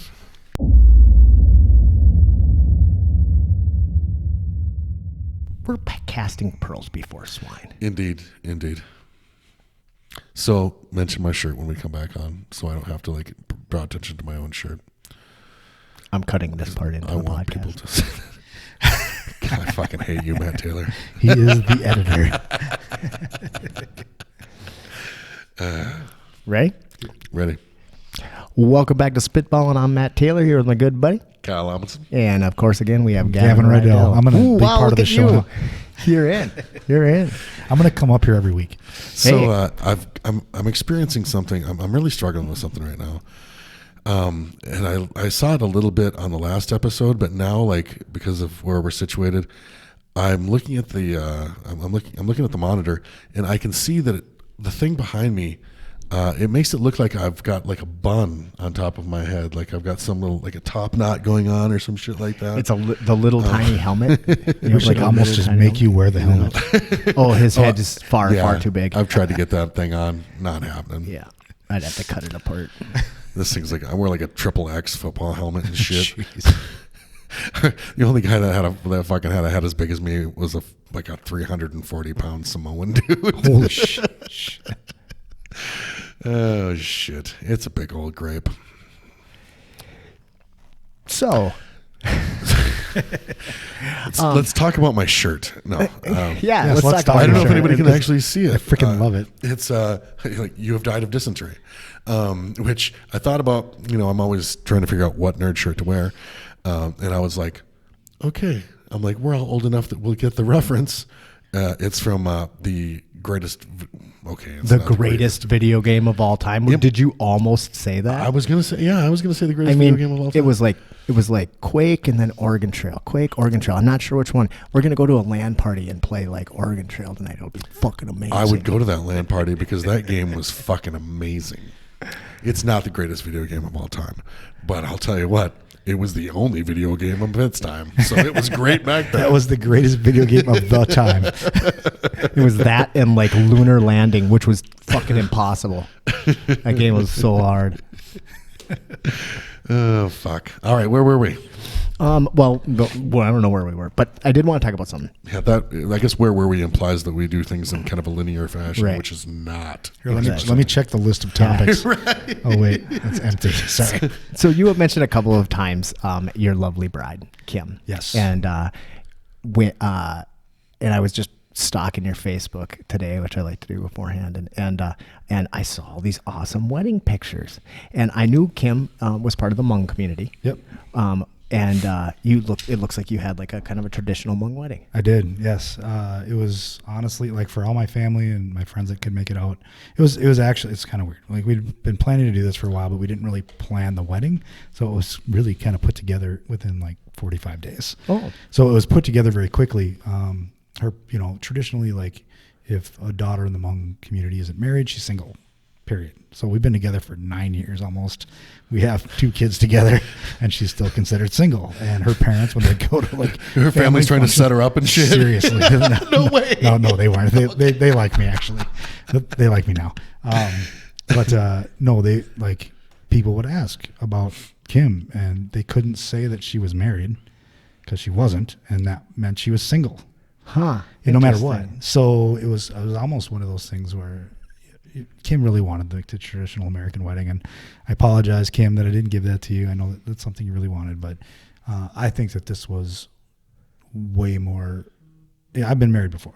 I've been married and divorced once in my 20s, and we had the big American wedding and all that, and this was so much more special and so much more amazing of an event than just going to church, getting married, and having a regular wedding. It looked super cool. You had like Yeah. a killer outfit on. Yeah. So, her parents asked me like if I wanted to dress up in the traditional Hmong clothing, and I was like, well, yeah, I do. And I want, so we all went together, her mom and dad and Kim and I, and they helped me pick out what to wear and helped get me sized. And then her dad gave me, it's called a money belt. So it's like this belt you wear with a bunch of coins on it.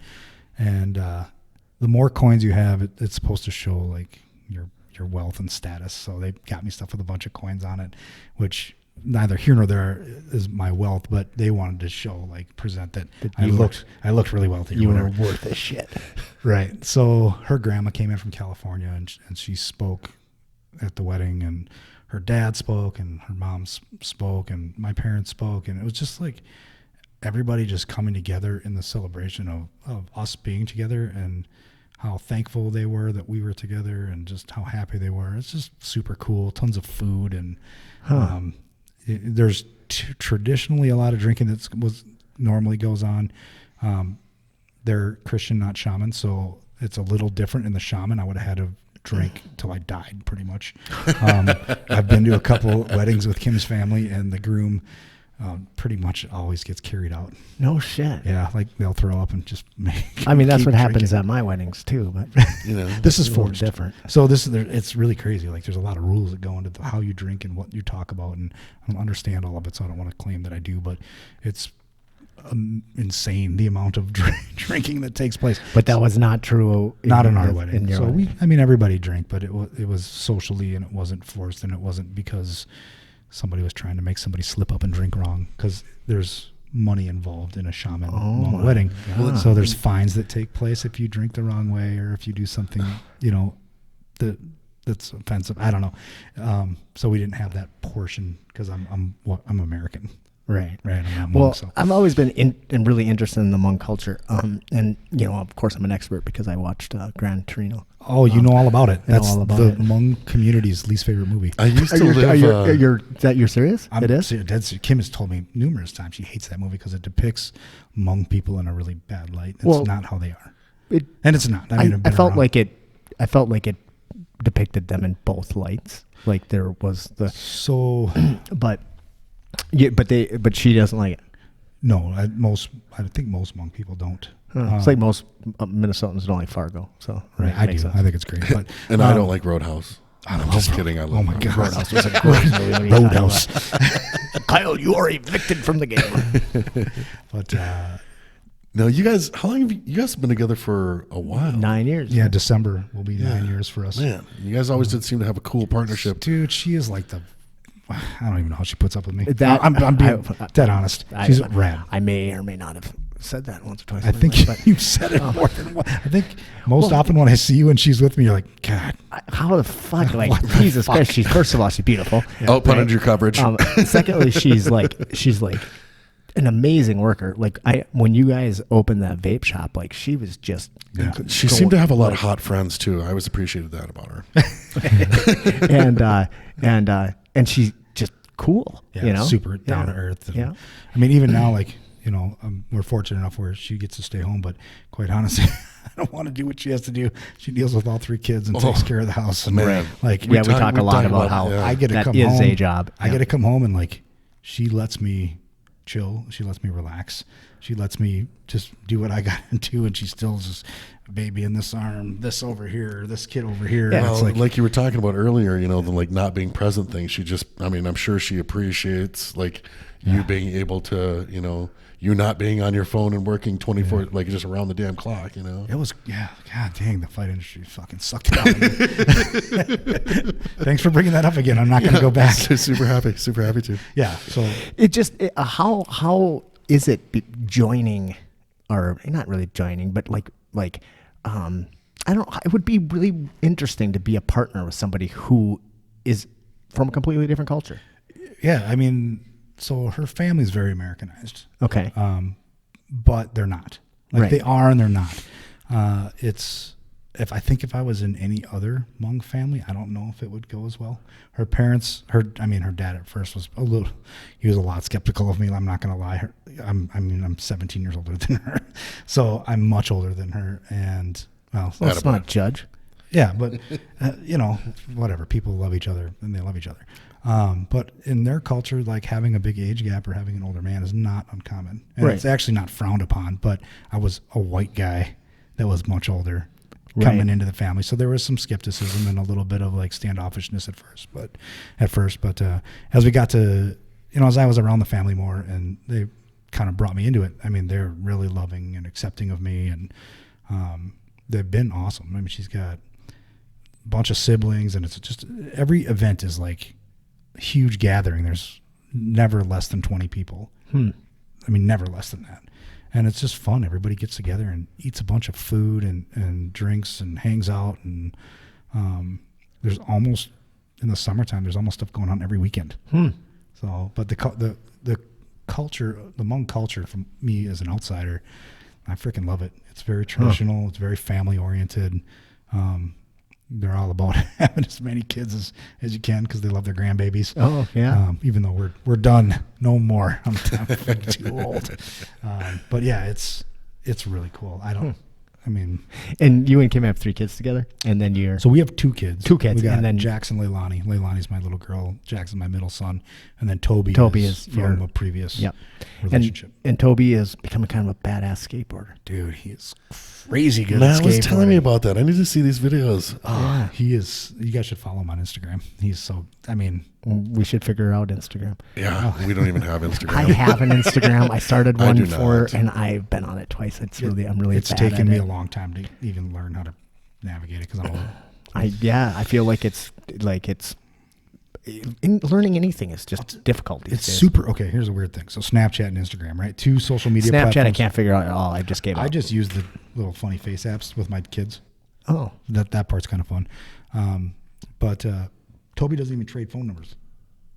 They don't trade phone numbers anymore. They talk to each other via Snapchat or Instagram. Yeah. I don't call each other on Snapchat. Like nobody knows each other's numbers. I'm like Toby. it's not that weird though. I mean, it's kind of weird, but like Christine and Kyle only communicate through Facebook Messenger. Yeah. And Meta and I only communicate through Facebook Messenger. I have her number, but I don't use her phone number. I just message her. But I find it really weird. it's how it started, and then we started messaging back and forth on Facebook Messenger, and then it's weird now because there's a history of a conversation now that's just there. We can go all the way back to the beginning, and that's you guys and everybody else. and right, which is a weird, but it's just weird. But so to switch over to No, it says right here. This is what you said. Fuck me. yeah, that comes up every once in a while, but every once in a while I'm right. So yeah. But Toby looks like he is killing it on the skateboard. Yeah. So Toby, he's he started skateboarding last year. He's been skateboarding for like 14 months. So he's excelling like that's way crazy. faster than most kids do. But I think I attribute that a lot to martial arts. He started when he was, I think he was 10. We started him in Taekwondo down at Oi Lee's gym. Yep. Oi fought for us at one point at CFX. And he didn't, he did it for a year or so and he just didn't really care for it. So he got out of it and then I let him take a little break. And then I put him in when he was 12. I put him over at the academy with Greg. Okay. And he started doing Muay Thai. So he's been doing Muay Thai ever since. And he is awesome. Kicks like a fucking mule for a little tiny kid. Yeah. He's a small 14-year-old. He is not a big kid. Yeah. Kicks hard. He's got really good form. I wish that he would go to our gym to do jiu-jitsu. He just doesn't like it. He's tried it a few times and he doesn't like people touching his throat or being around his neck and maybe someday it'll come and maybe not. I don't think that it's essential that like I believe that jiu-jitsu is probably the most functional martial art in the world. Sure. That said, I don't really want somebody. I don't like people touching my neck either. That's why I hide it. That's why you chose not to have one. That's actually never been a thing for me. Like, neck, sure. No, but grappling and stuff, it's just not natural for some people. It's. But I mean, any martial art is good. Like anything's better than playing video games. Absolutely. And I do think you're right that any learning how to learn is like the important thing. Well, and also, he gets very intent on doing things right. Right. And sometimes it's frustrating for me. So, like, I'm going to give you like a little small example of Toby having to be perfect at everything. I've been going to the skate park with him, and I bought a bunch of camera equipment because I'm crazy like that. And I've been filming him and helping him put together video edits. Well, he just started learning how to edit on his own, and last night he got really mad because he erased a bunch of stuff, and then he came up and he was complaining to me about how I was in one of the shots when I was filming. I got myself and my foot in the shot. And I'm like, holy fuck, dude. Like, I've spent all this money on video equipment. I pay for all your skateboarding, and you're going to come at me like this? We're just trying to make you an edit for your Instagram. Don't come on me, bro. Yeah, I'm like, but that's, from martial arts. You shot those videos that were on your Facebook? Yeah, most of them. They're good. Yeah. I was actually wondering who was shooting them. So not very nice. I've been learning. Yeah. Well, so I don't know what I'm sure you use like I don't use shit anymore. Final Cut. No, these days I use Filmora. Okay. Which is a free. I use DaVinci Pro. Have you ever seen that? Yeah, it's good. I love that. I just it's free. I don't do anything. Like this is the only thing I do video production wise is this now. Okay. All right. And You're so good at it. oh, thank you. You always were. So thank you. Yeah, and maybe people don't know, but that for years and years that was a big part of what I did for a living was video production, and then I donated a whole pile of time to CFX. But I used to do a ton of video production stuff, and then between you and Dennis, Dennis Dennis learned a bunch of stuff about it too, and then you guys were adding our special effects. Yeah. And that was awesome. That's what made us pro. We got to get Dennis up here one of these days. Yeah, too. he'd I be miss fun. the shit out of that guy. Mr. Dash.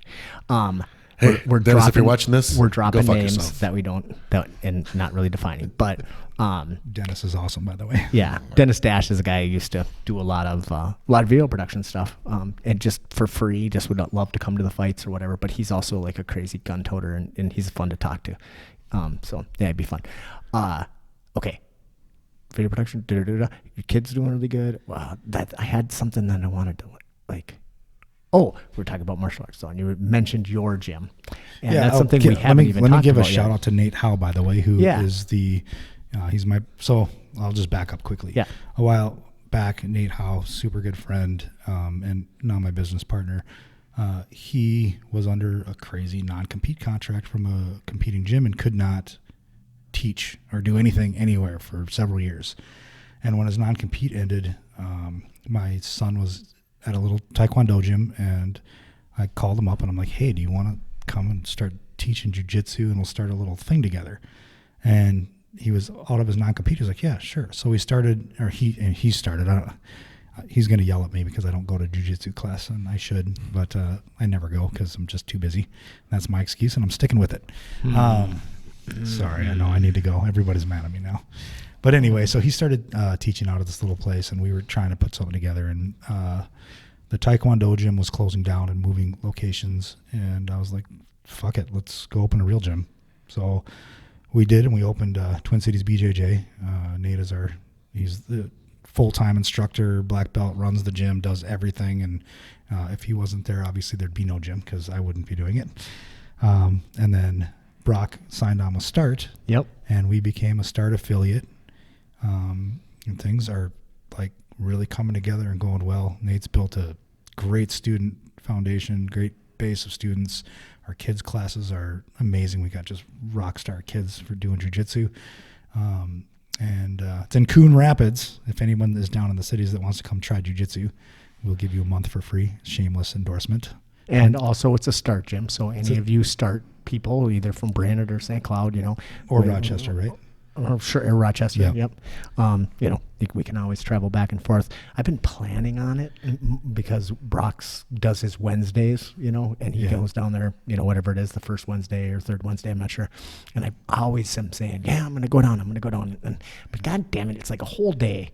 It is. It take, because I got to get to Rochester's a fucking haul. Well, I got to get to, Coon Rapids, but I have to go to St. Cloud, and then I got to go, and then with him, it's going to take forever. And I just I haven't ended up doing it yet, but I feel bad about it. But Nate is an awesome jiu-jitsu practitioner. If you come to class, I will get off my sorry ass and come roll with you. And you'll beat me up, but that's okay. Well, of course I'll beat you up. Yeah, I'm really good, but that's not the point. The point is that the point is that you do need to. You have a good foundation. You know. And Nate is like such an amazing Great coach. He is instructor. fucking beast. Yeah. So, sorry. 1 day a week, man. You just got to make a commitment. 1 day a week. You're 45 years old.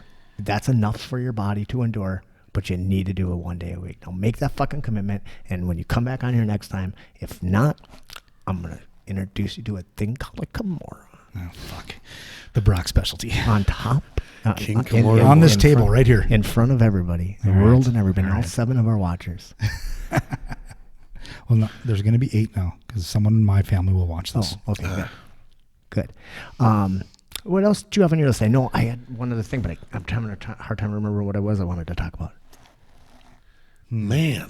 Well, we talked about Minneapolis, which is a shithole. Oh, I wanted to talk about money. Money. So we talked a little bit about this on the break, but so it kind of, when I met you, you didn't have a pot to piss in. Like you said, you almost like were homeless after that first fight. Yeah, it was. And there's a lot of terrible stories that go along after that fight, but I'm going to leave those for another day. And you swung and swung and swung and swung and never stopped fighting and always whatever. But you never really did break through and make any real money, even in the fight industry. When even when CFX was doing the best it was doing. I mean, it wasn't even making enough to pay your bills. No, it was always a struggle. Right. And then you took a couple of years off. You started doing, you were bartending, and then you got into doing the vape industry, and you were working 1 million hours a week, continuing to work or whatever. But you did eventually kind of break through. Yeah. I would say, like with anything, that was just perseverance and never giving up on. I don't like working for other people. Yeah. No. There's something about that for myself, and I can do it, and I'm a good worker, like no matter what. But there's something about I like to answer to myself, and typically when you're self-employed, you end up working way more for less than you would working for somebody else. You know that from the shine, right? No experience with that. Yeah, right. Mm-hmm.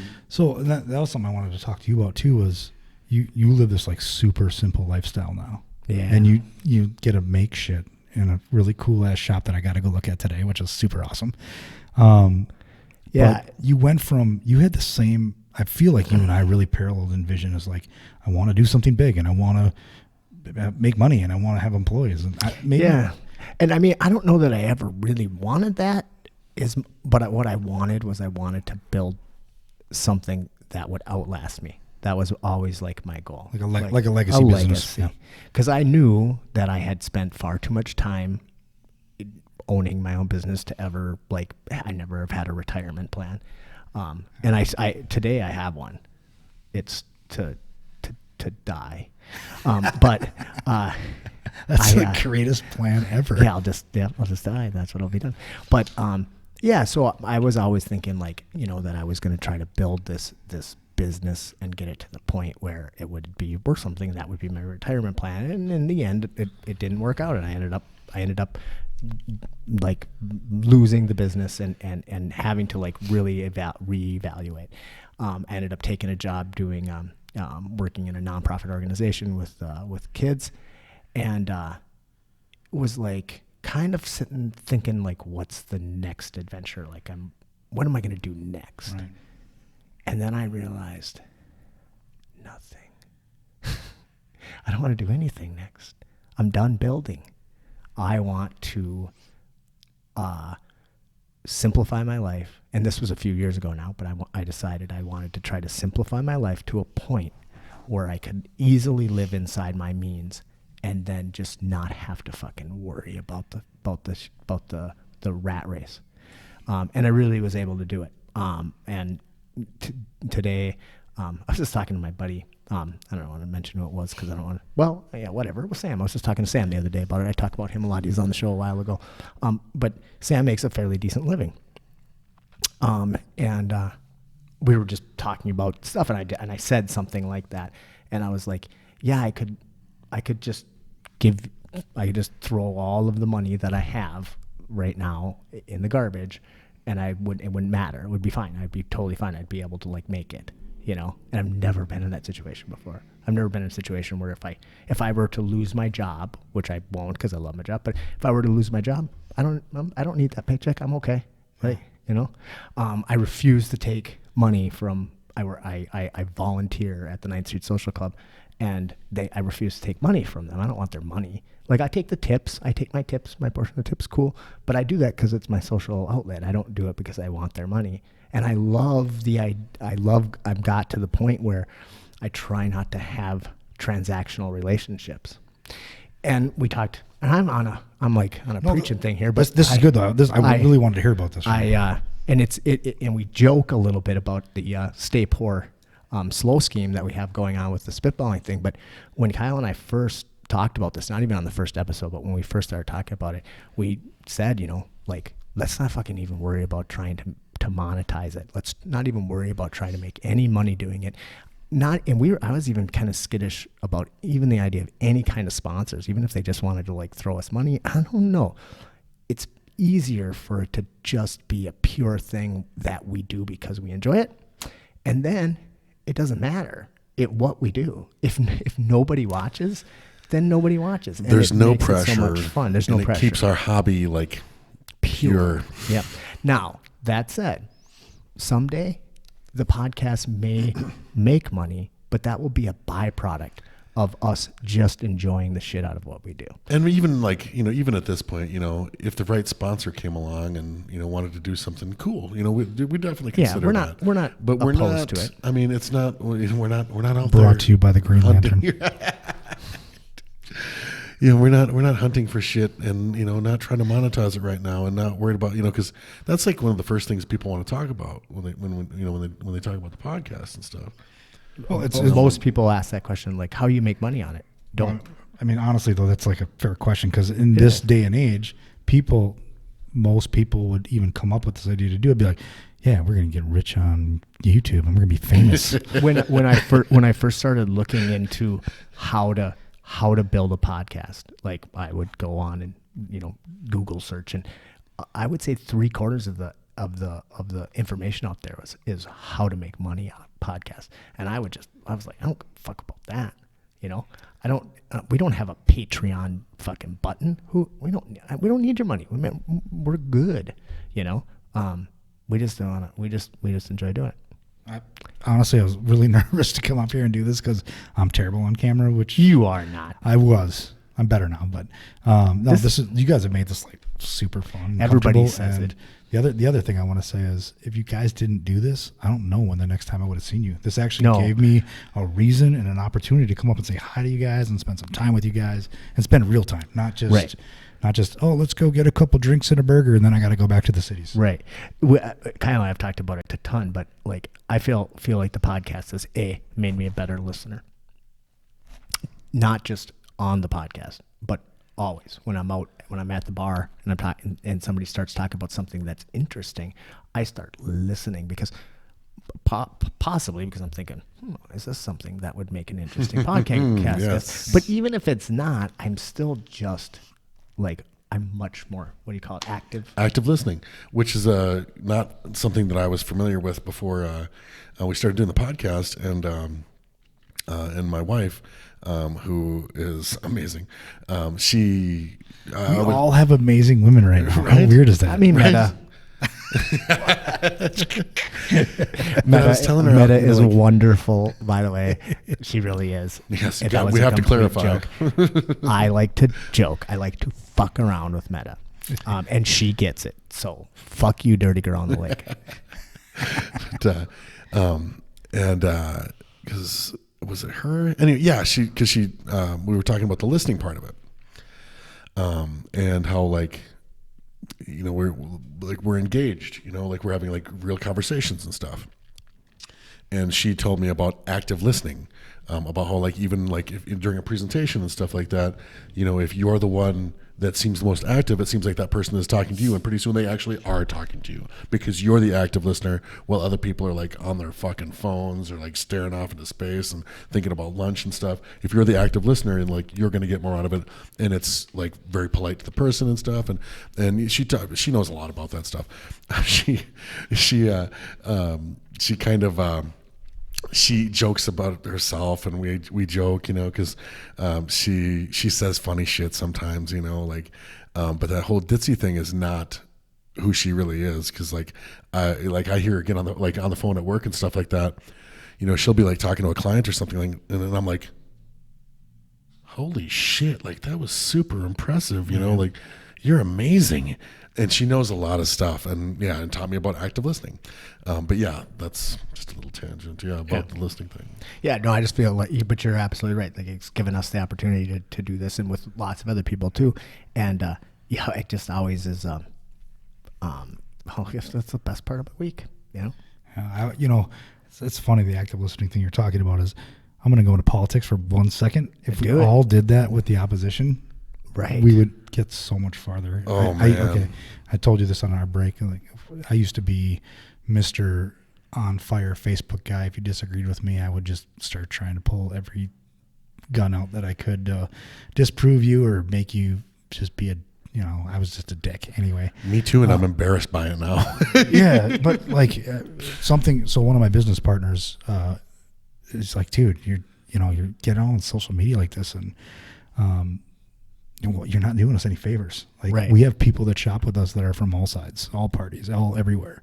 Right. And he was right. I mean, he's absolutely right. So I stopped posting things about, political things. I stopped going after people. And then somewhere within the last 6 months, with everything that's going on, maybe 3 months actually, with everything going on in our vape industry, I've stopped attacking people altogether. And I go on and I'll talk to people about, they'll have an opposing view of vaping, and I'll try to go at them in an approach that is like, hey, you may not be right, but that's, I may not be right, but please listen to me, hear me out.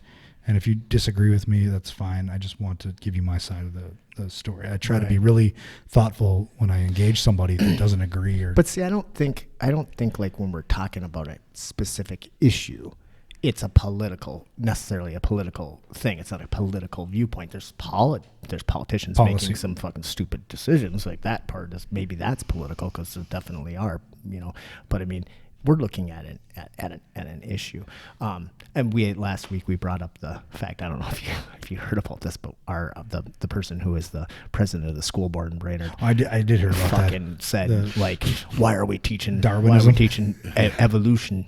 It's a theory that's never been proven, and it's just like, fuck. Like, I actually liked what you said about it, though. You were actually talking about how scientific research works and what it takes, and yeah, stupidity. So right now the government's not listening to science either, right? Which is neat, right? Yeah, on both sides of the table. True. So Yep. I mean, Governor Cuomo of New York is a diehard liberal, Right. and then Trump is obviously a Republican, Right. so nobody's listening to anything. Right. Well, and And whenever as much as we like to latch onto science like it's ours, and I'm talking about liberals, it's one thing that people need to take ownership of. And when I say people, I mean liberals need to take ownership of a lot of these things that we are so proud of and that we claim and shit. We lose a lot of that stuff when we become the angry, shouty. We didn't used to be the angry, shouty ones. Fucking A. Now we're the emotional, angry, shouty ones. I mean, just as much. And it's, people need to fucking recognize, we have these shitheads. We're not a shithead free party, as much as our group, as much as we think we are. And we always, we spend a lot of time railing against, we were just talking about woke. the fucking wokeness that were the guy they were Yeah. they were fucking protesting that Cultural that appropriation chef. Chef Bailey's or Bayless. He's a fucking white chef who is awesome. Apparently he's from Oklahoma. With Southern cooking. He makes Mexican food, and he does all through South America, all Southern American and Mexican food, and he's great, one of the best in the world, and they're fucking protesting him because of cultural appropriation. And it's well, that's why liberals lose so fucking ollies. Okay. I don't even look at, and I don't even know what the liberal, but yeah. so the at least in the Democratic Party, from what I can see as an outsider looking in, the people that get the most media attention are the fucking wackos. Yes. And Yeah. I think if the three of us sat down and had real conversations about real political issues, we'd probably come to the middle more often than not. Of course we would. Absolutely. Our entire system is driven by the extremes. There's 20% on that side and 20% on that The side. media covers that only. Because that's all that's ever covered. And they're the ones that are shouting the loudest. If I have a reasonable but yet not that passionate view about something, I think this is the way I think, right? I don't ever go to the city council meeting and go, I probably feel moderately passionate about that. It's only the fucking person that is been baptized in the blood of whatever fucking position that they have, and that's shouting. We've talked about that. I think identity politics is going to kill your party. I mean, really, it's a really shitty way to get votes. It's a really shitty way to get out and get your voice heard. I always think that anytime you have an issue, though, like this issue about the vaping, where you have where they're demonizing something that is not harmful, and both sides are doing it. Yeah. Then there's got to be money involved. There's financial agenda for That's sure. the only time that ever comes up. When both sides agree that something is evil, then it's got to be money. Yeah, we've. I mean, here, gun toting guys. We all have guns. Yeah. You guys are liberals. I'm more libertarian, but I'm more conservative, just for argument's sake. And guns have killed more people than vaping. Maybe more than sharks. Or ocelots. Sharks only kill one person every other year. But ocelots with guns kill an alarming number of people. I would imagine if you could mount some guns on an ocelot, that would be awesome. Dude, those are war ocelots. They're scary. But obviously the left wants to ban guns, the right doesn't. The NRA wins because the NRA has so much financial power in lobbying that it's this single issue voter hot button topic that the left can use to get votes, that the right can use to get votes, because we'll never let them take them. We're going to take them. And it just, every source of media. Thanks for nothing, Mayor Pete. Yeah, right. But it's all designed to divide us. It's all designed to push us all farther apart so that we can't sit down and have a thoughtful conversation. We can't sit down and have a debate. And then the social media has just turned everybody into the baddest motherfucker on the planet. Right. Oh, God, yes. You are the keyboard warrior. And I had one guy comment. I mean, this is where I did get a little upset because he was like he's like, fuck you fucking fuck off. So then I was like, so he was very literate anyway. Yeah, he could use the vocabulary on this guy. I was being very thoughtful and talking to him about vaping. I didn't even get mad. I didn't get aggressive with him. But at the end I said, look, I'm sure that you don't treat your customers at I won't say the city, at Honda, right, the way you're treating me right now. And I said, I bet you if I was standing right in front of you in your face, you would not be talking to me like this. Right. And he didn't respond because I was ready to drive down to Honda and go have a conversation with him because he was getting extraordinarily personal. And I think that when people are faced with what could be construed as violence, right, they back off real quick. And I think, not even necessarily that. I just think that people are not, and maybe it's rooted in violence, but maybe not. I think that people are really uncomfortable being confrontational and rude face to face, for all kinds of reasons. Yeah. And then but then when they're, they're fucking, but then they're on Facebook or whatever, and the gloves are off. Well, yeah, there's consequences to being an asshole to somebody face to face. Yeah. Right. You might end up having to fucking fight.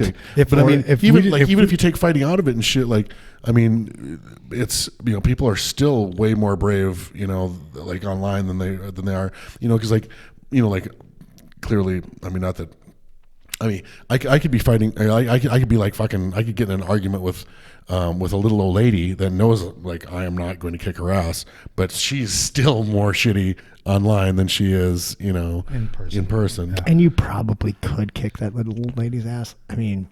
Unless I put my money on me. It would she's a little be lady. right. Unless she's got that magic chin you were talking about. So I wanted to. Or an ocelot. I wanted to ask you about one other thing. Fucking awesome. The war ocelot. That would be awesome. So you have built this vape empire, and it's been going very good, and you finally got to break through and make some money. But I know that recently you've been, I don't know if pivoting is the right word, but you're starting to go down some other avenues, right? CBD. Yeah. Good. I didn't know how much you want to say about it, but yeah. So I'm going to back up just a little bit, and the vape company that was built, I have super awesome partners that came into the business about a year after I started, and none of where we are today wouldn't have been even remotely possible without these guys. So I just want to give a shout out to my business partners. They're all fucking awesome. They all bust their asses. We all have our own strengths in this industry.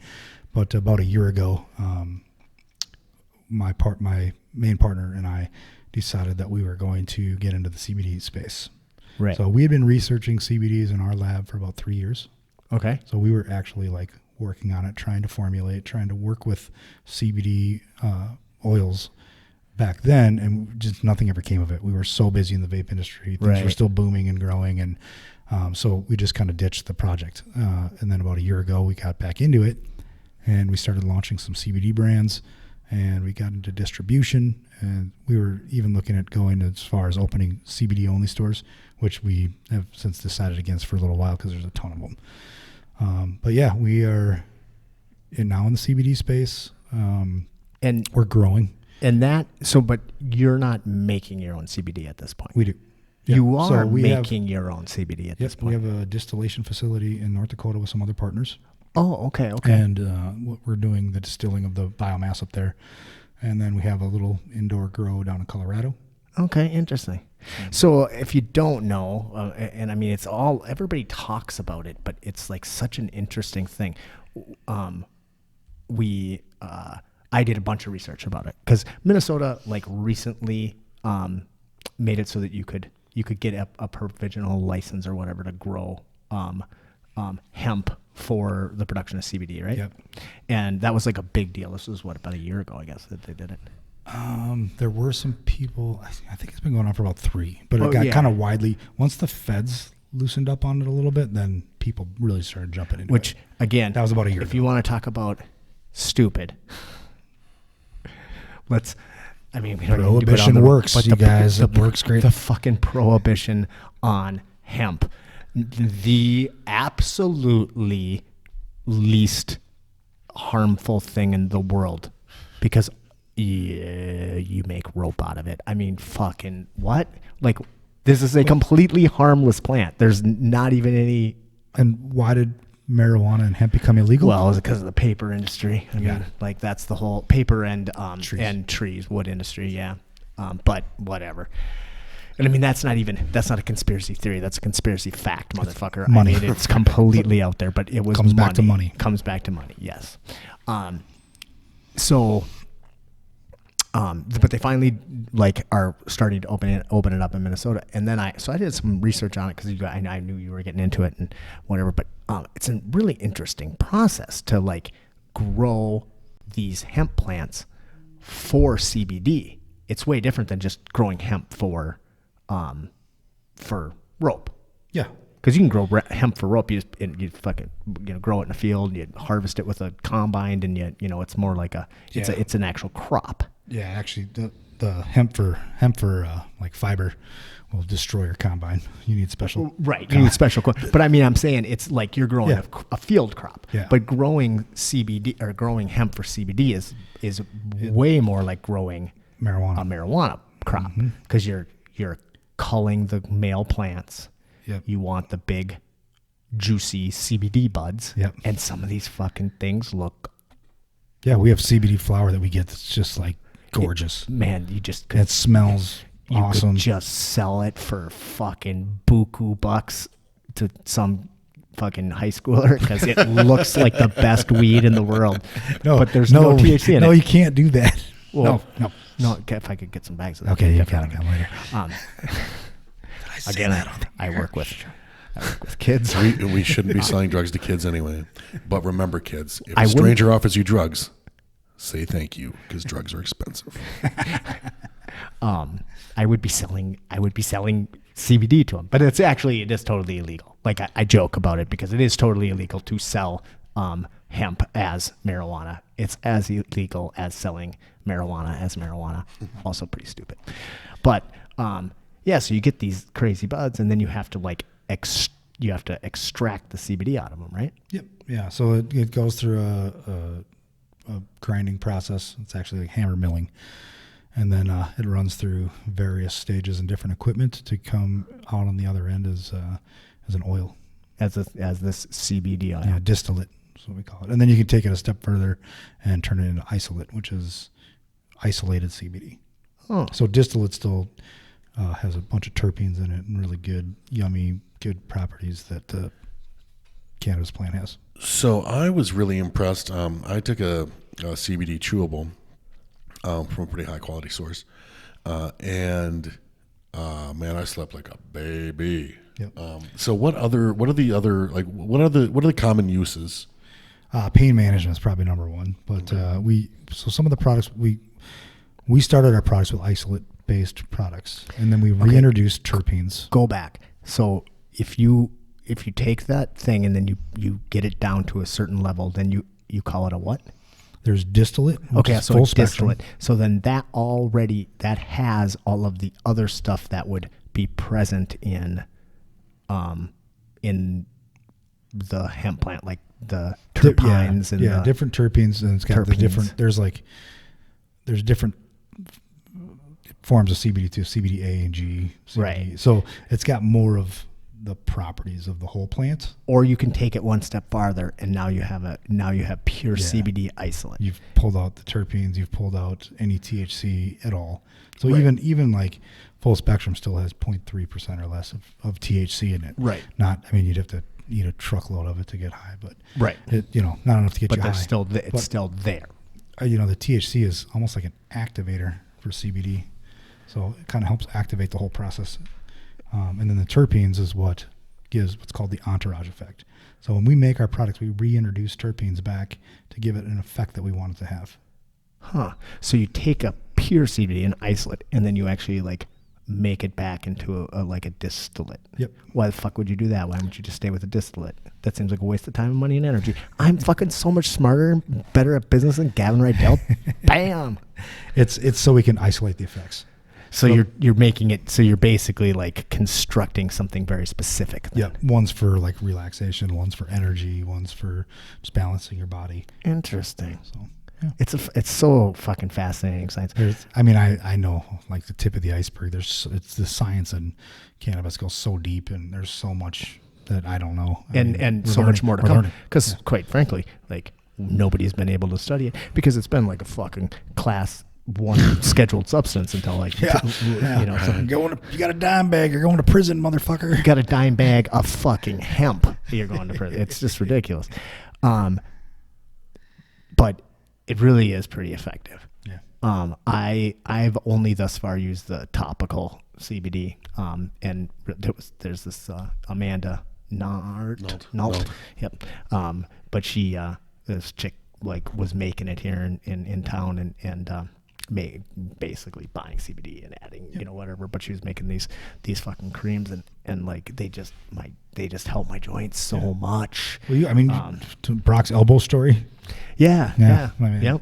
That's unbelievable. And everybody down at the gym in St. Cloud is doing it. Well, I mean everybody's doing it. Like it's like all over the place. Yep.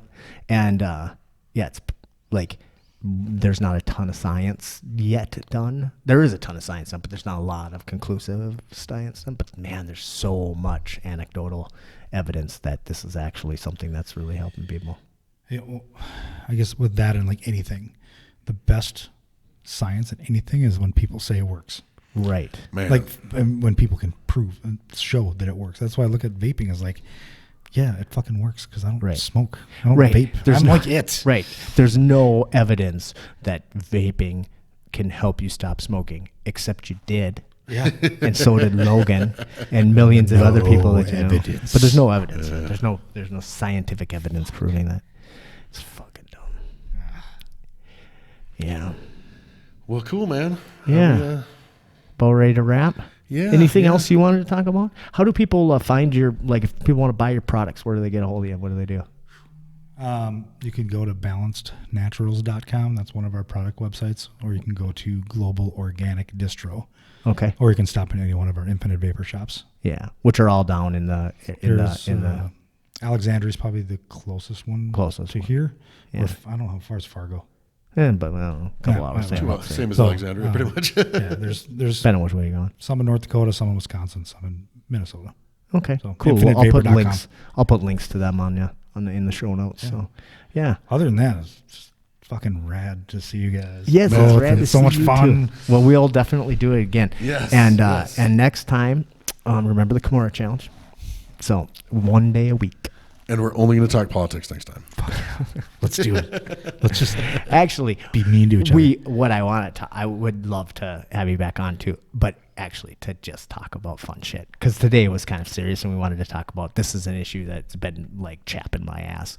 But we have so many great stories we could tell.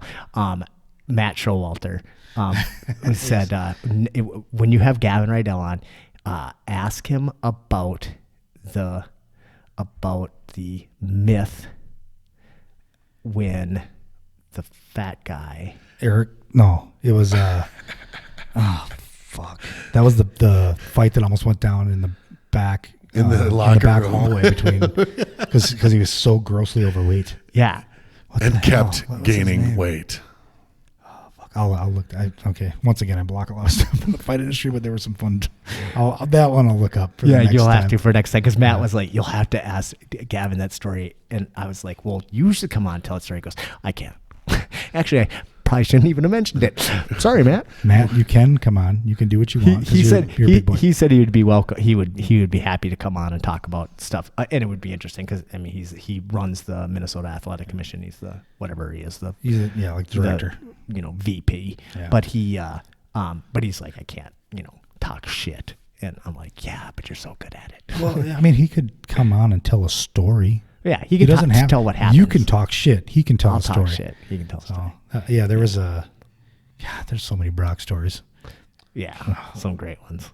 Showalter was telling said so at Logan's fight, he was Logan fought Matt Wall or Mike Wall, right? And I don't want to hack on Mike too much, but Mike maybe has some mental illness problems, but he was talking on a copious amount of shit online beforehand about everybody. Did he know Logan?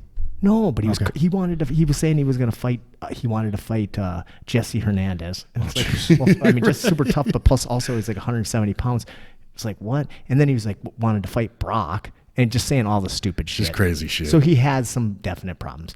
So anyway, he ends up fighting Logan, and Logan, of course, like chokes him out in 12 seconds. And then, but beforehand, Keyboard warriors. Totally. But beforehand, he asked Matt Showalter if he needed to wear a mouth guard because he didn't have any teeth. He goes, "Do I have to? The guy wear a mouth guard? I don't really have any teeth." I mean, I don't know how I'd respond to that if I was the commission. And Matt goes, "Yeah, you gotta wear a mouth guard." But what are you mouth guarding? Whatever. It's just part of the. But I was just like, yes, you have to wear a mouth guard. That's funny. Crazy. Yeah. Awesome. Okay, so next week. Oh shit! What is the date next week? Is that the first? Actually, I've totally forgotten. What's the date? I have a list. What's the date right now? Here, let me go on my smartphone and we'll 24. So the we'll next find it. one is the first. Yes. So next week we have Councilman Dave Badeau on the show. Yes. Should ask Dave how he feels about vaping. I'm gonna. Yeah, Dave and I we work together. We both work over at the 9th Street. But he's definitely we definitely don't agree on almost anything. And it's gonna be a fun one. And we have a tendency to be kind of mean to each other. So yeah, maybe it will be a fun one. Remember this. Be thoughtful. Yeah. Try. Probably Just gonna try and see what probably happens. gonna go with some douchebaggery on that one, but it'll be fun. It'll be entertaining. And see, mostly Kyle might have to sit between us. I'm trying Dave to and I would- change the way people talk to each other. I'm just with my own self. I really enjoy We'll Dave, but probably it's have a very probably interesting. it's a little awkward because we used to enlightening date. conversation. You used to date. Dave's, there we go. Dave's got like beautiful hair. Oh, He's got like the fucking Superman. He's got the flow. do. Yeah. So we'll make fun of him for that if nothing else. that's awesome. Awesome. All right. Anything else from you, Kai Guy? Man, glad to be here. Great Good show. to see you I again. had so much fun. Yeah. Thank you, Gavin. And we will see you folks next time. Hey guys, thanks again for tuning into the show. I really appreciate it. And I realize that I'm pretty horseshit at remembering to actually like talk about the song that we're going to take you out with. And today, the song I'm going to take you out with is another song by the band Skittish.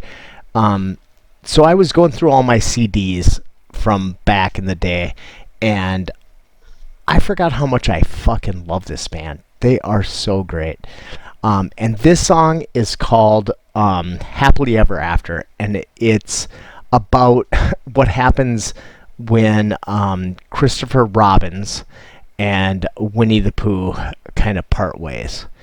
I really hope you enjoy it. Thanks again, and stick around to the very end because there's a little tidbit for you. So gather round and I'll tell you a tale. Hope you catch the irony. I'd hate to be perpetually so cynical and stale, but it's just so fun for me. Oh, 1, 2.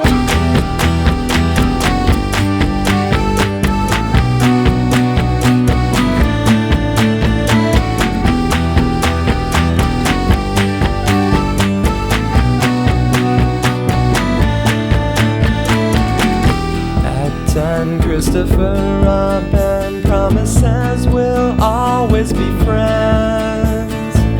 Then leaves out the green door, never to return again. 30 years down the road, Christopher, I've been close to business deal to cut down 100 acre woods and put condos there instead. His reasons for them: I want a big screen TV, I want a brand new SV. That's just good business when you're selling out your friends to make quick buck. Throw away memories, keeping up with Jones is all I ask. You hold me in your heart forever. All you heard is hold me in your heart today. Oh, Chris Robin, found a new place to play.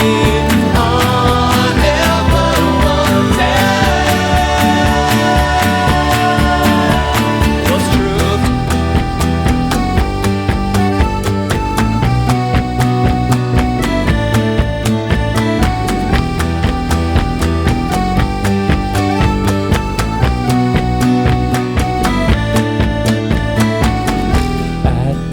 Jackie paper promises we'll always be friends. Then leaves out the cave door, never to return again. 30 years down the road, Jack Paper owns an oil company. One night it's ship, it's the rocks off the shores of Honolulu.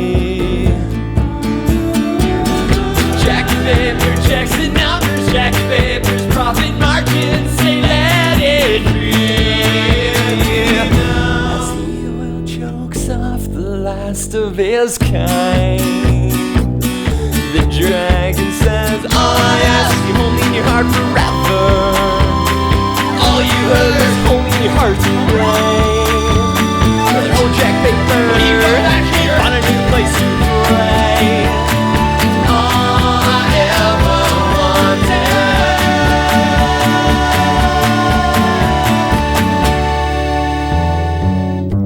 Seems to me when things get right, they're really rotting.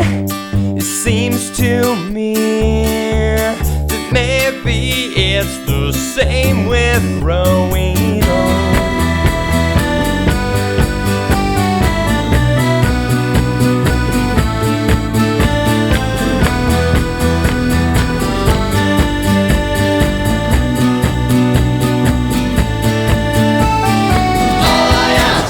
Your heart forever. All you heard is hold me in your heart today. But all our old friends found a new place to play.